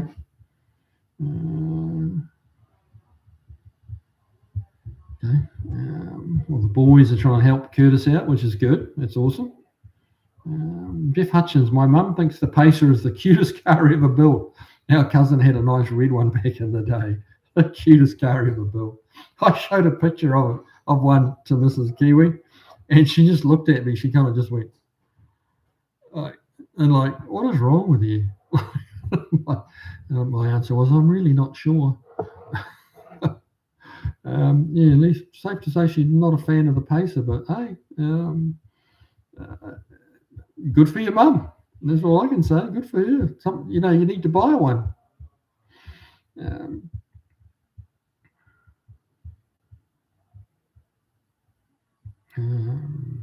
Barracuda, my worst experience with alcohol was when someone bought a couple of bottles of cream de mint. Everyone turned crimson. I've never seen so much vomit. Oh, nice. Well, thanks for sharing that with us, Barracuda. Cream de mint. Oh, no, that's for, I don't know who drinks that shit, really, but I mean, it's just meant to be sipped out of little shot glasses, like one shot, if you like that flavor of cream de mint.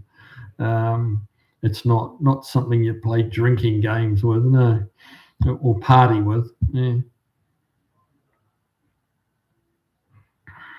Curtis Randolph, possibly fusible link. Actually, thank you. I will check those next. Well, hopefully the boys have been some help to you, mate. Report next week. We want to hear about it being all fixed next week. You've got exactly a week.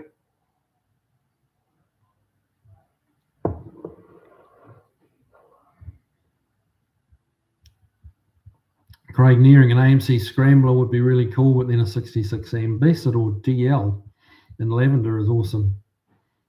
In lavender, that's an interesting color combo, but yeah, I can see that. Danny Boyd, our neighbours in the 70s had a 67 Cutlass 4-door. It was brown with a white painted roof. 67-8 Cougars could be had with a painted roof, two-tone too. Yeah, yep, they could. Granddad's chunk, Barracuda, they call those chunder parties. Oh, that's a lovely Kiwi expression, is it? Chundering. For those of you listening that don't know what chundering is, it's throwing up. So I'm not quite sure where that colloquialism came from in New Zealand, but it's definitely a Kiwi thing. Snow Crusher, AMC Pacer was supposed to be powered by a Wankel. GM was to be the supplier, and then they dropped the Wankel project. Yeah, Wankel rotary engine, like the Mazda RX-7 engine. I'd read that somewhere that it was supposed to be a thing, and then it fell through. I don't think it would have helped it. If they'd put a rotary in it, I don't think that would have made it a success. I really don't. But, it was an unusual shaped car. I mean, the design was kind of neat, asymmetrical doors. It had some neat, ahead of its time stuff, but the public did not love it. Driveway of Misfits. Mexican Spec can get you a really nice pacer. Yeah, I know he can, and it's one of those things. It's a car I want, but it's not a car I want enough to actually, get myself in that much trouble buying and bringing home another car.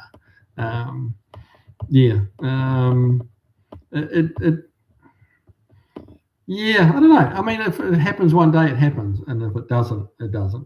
But I do think they're kind of cool. I would love to get one and lower the hell out of it, and put the big wheels on it and kind of make it a bit racy, hot rod it, and I think it could look pretty cool. It's probably a car that would be, another one of these cars that would be very hard to sell. I think lots of people would look at it and go, "That's cool," and be like, "Well, do you want to buy it?" And they'd be like, "No."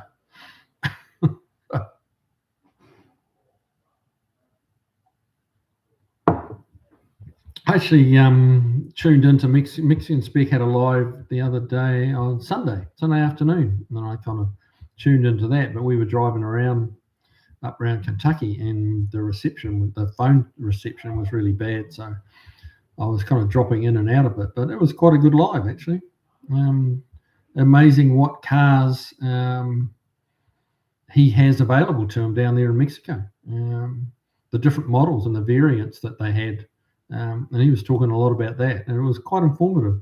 Some of the reasons why the Mexican models were different than American, and it was a good live. Chef Hutchins. When it's cold out, I like to sip antifreeze. Actually, that explains a lot. It does, mate. It does. Yeah, it does. Danny Boyd, I like that Patron. Might have to get me a bottle. One of my New Year's resolutions is to start drinking again eventually. Well, there you go. Just ease into it, mate. Ease into it.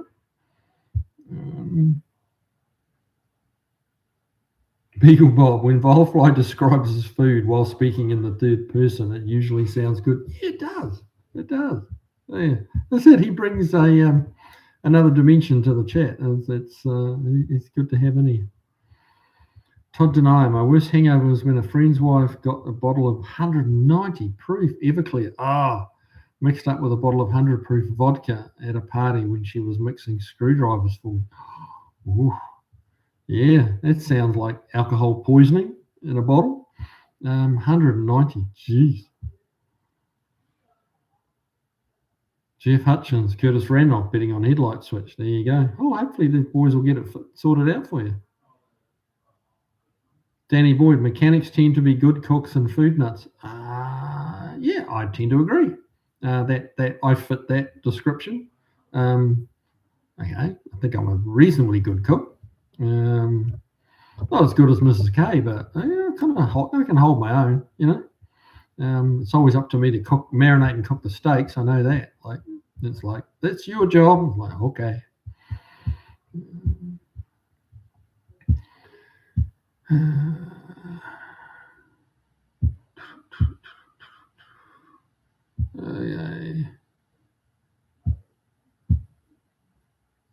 Jeff Hutchins, Snow Crusher. That's what I've heard about the Wankel Pacer. White, short, and wide. Okay. Yeah, makes sense. Driveway of Misfits. Would a 96 Sierra have a few master fuses? Yeah, could well do.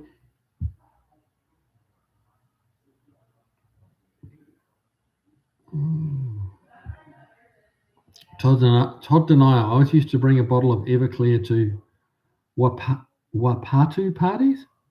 Wapatu is where you have a cooler with some ice in it, and everyone brings some type of fruit and some kind of liquor. Okay, we're going to go to part 2 down the page, and it all goes in together. Oh, good Lord. Wapatu parties. Am I saying it right? Wapatu. Sounds interesting. Sounds like quite a party.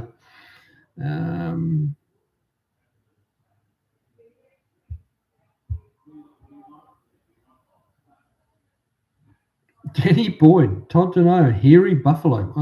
Okay, what's a hairy? I'm not sure I want to ask what a hairy buffalo is, but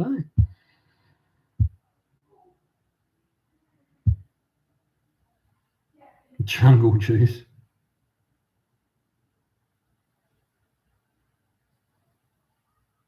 Yeah, there we go. Todd Denio used to have a 70 Arctic Cat Puma factory mod racer with a full race alcohol burning 634 Hz. Okay, he's talking a different language, Todd. Worth big ass dollars now. Wish I still had it. Yeah, I bet you do.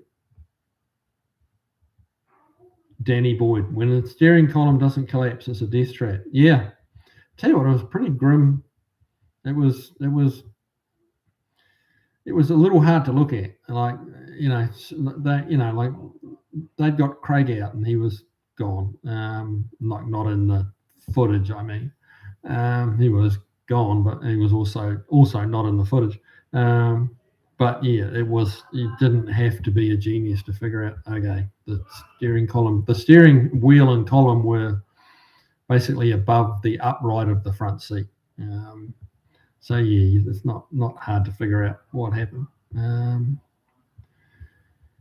Jeff Hutchins, I think about that a lot. Old cars weren't safe in bad accidents. Durable, but you were the crumple zone. Exactly. Actually, that's well said, Jeff. That's a very succinct way of putting it. That's very good. That's exactly what happened. Hands bar. Yeah, be safe. Like just a moment's pause. Just okay. Yeah. Mark Glendenning.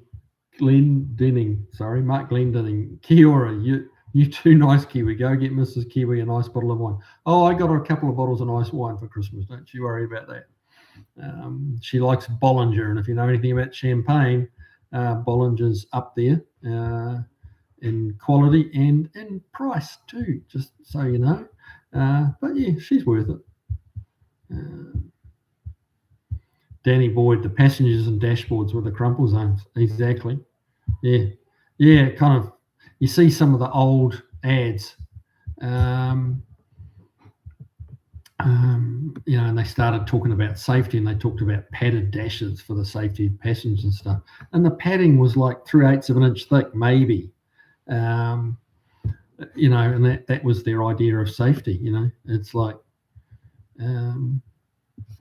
So it wasn't, I don't know what to think. 3/8 of an inch thick of padding, it's still going to cave your skull in. Crazy. Hang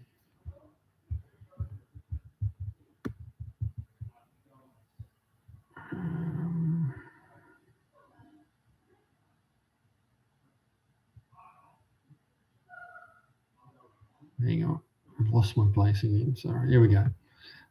Danny Boyd, the passengers on the dashboard were the crumple zones. Yep. Chris Freemasser, collapsible steering columns didn't become mandatory here until 68. Yeah, that's exactly right.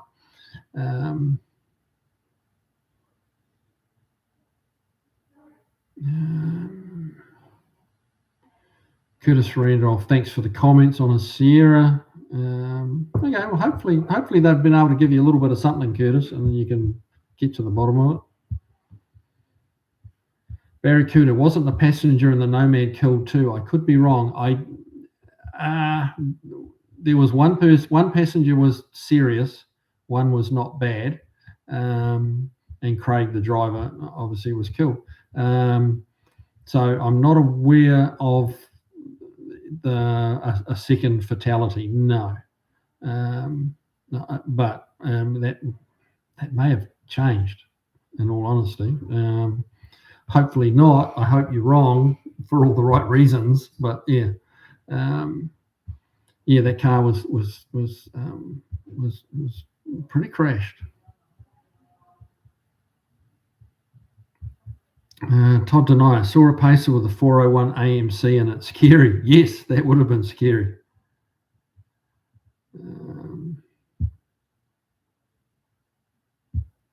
Josh Homan, reading these stories makes me glad I don't drink. Yeah. Yeah, you kind of wonder at the sanity of drinking sometimes when you've stepped over the line. But it can also be quite enjoyable too. So, but no, not drinking is yeah. I mean, you can. Your life won't be that much less without alcohol in it. Like it's quite okay. Um, Granny's Jake must have been going fast to crumple a 57 Nomad. Yeah, there's look, there's talk of it, some excessive speed. Yeah. What I don't know, and yeah, I'm certainly not going to speculate that. I have no interest in that. But did he hit hard? Yes, he hit hard. I've sped, I've done some silly things in cars and gotten away with it. What do they say? There, but for the grace of God, go I. And yeah, I look back and cringe a bit sometimes, and think, ooh, wasn't the smartest thing I ever did. But that's why I say just this. It's easy to make a mistake. It's easy. It's even easier to kind of preach a little bit after the fact. I'm not saying that's what you're doing, granted. Don't get me wrong. That's not what you're doing. But some of the comments, there was a YouTube video on the aftermath, and some of the comments where people were like, just saying some shit that didn't need to be said. And it's like, we're all very smart in hindsight, and it's like, shut the hell up, But, I guess, I knew Craig, so it didn't sit particularly well with me, but I think he made a mistake.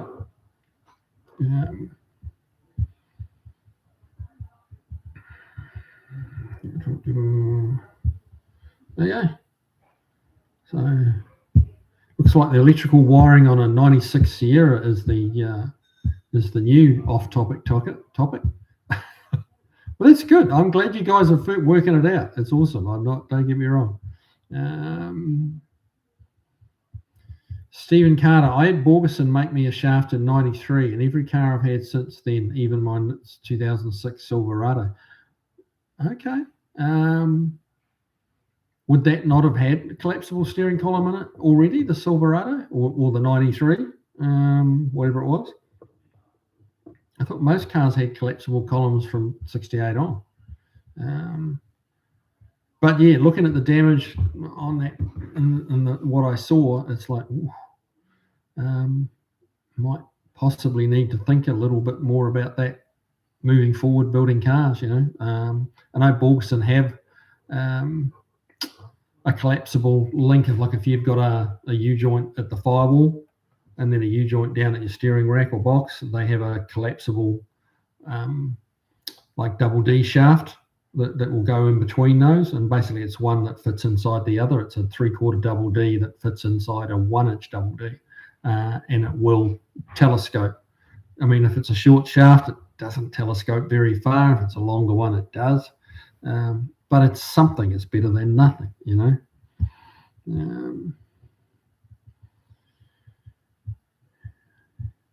Todd Denio, I don't drink much anymore after my heart attacks. No, I expect not, mate. But yeah. You'd have to lay off that, I'm sure. But yeah, which probably frustrating at times, I'm sure. But hey, you're here, so it's better to be here and not drinking than not here. So.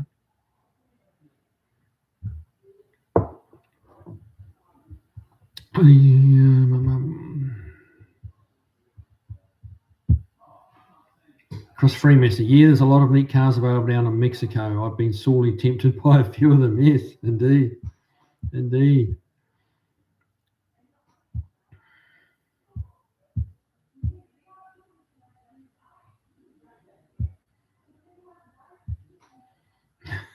Danny boy, need to learn to stop drinking when I drink later at night. It's too easy for me to say another ain't gonna hurt. Then it hurts when I fall.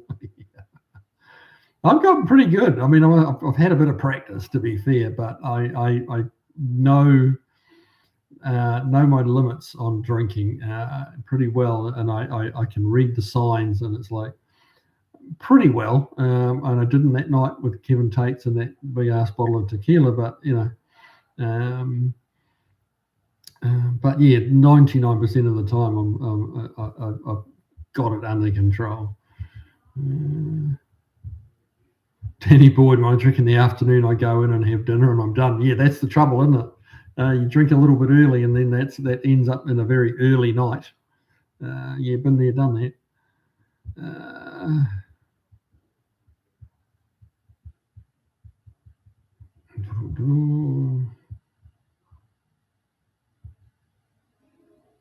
Todd Denio, yes, you said it right at the end, Kiwi. Yeah. Cheers, mate. Snow Crusher back in the 50s and 60s. Oh, shot at the page again. God damn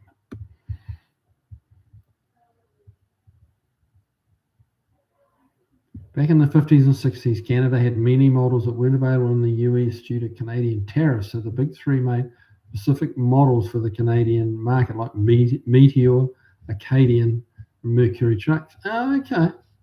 Tariffs, eh? Even way back then.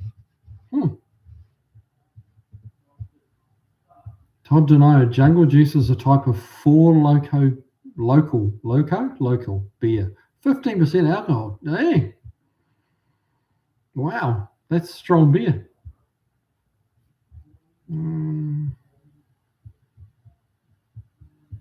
Danny Boyd, my dent side has what appears to be a knee dent down to the left of the steering column. There you go. Yeah, that could be a thing.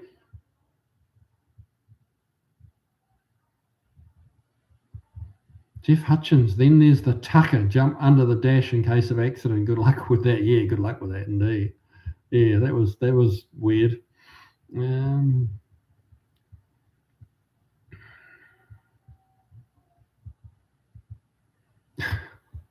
Kim Jamison, sure, we were flying through the windshields of our Buicks in flaming pajamas, but we liked it that way.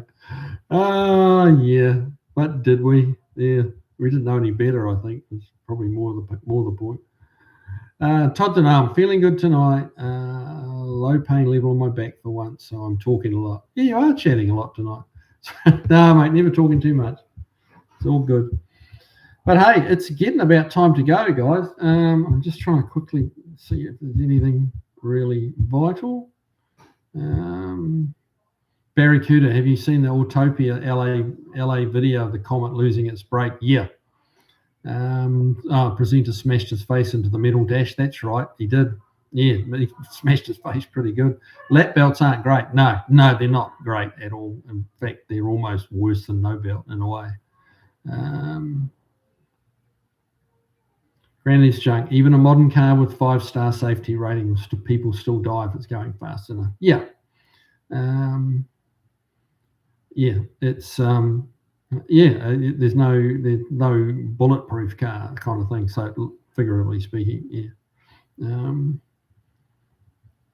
All right, but yeah, again, just with the Todd Denio in mind, shoot me an email, give me a call, make a comment somewhere if you can help Todd out a little bit, and we'll get some cash. As I say, we've collected close to 500. So it'd be kind of cool if we could get to $1,000 or something like that, which I think would get him there completely, and he can have a good time, and paying it forward, guys. Paying it forward. All right, fellas. Well, that's it. That's it. That's the end of 2025. Or for us anyway. I don't think I'll get a video out tomorrow. So 26 is the new year, and Oh, Mechanic Kiwi. Hi, watching from Waiuku. I know Waiuku, mate. I've been there a few times. All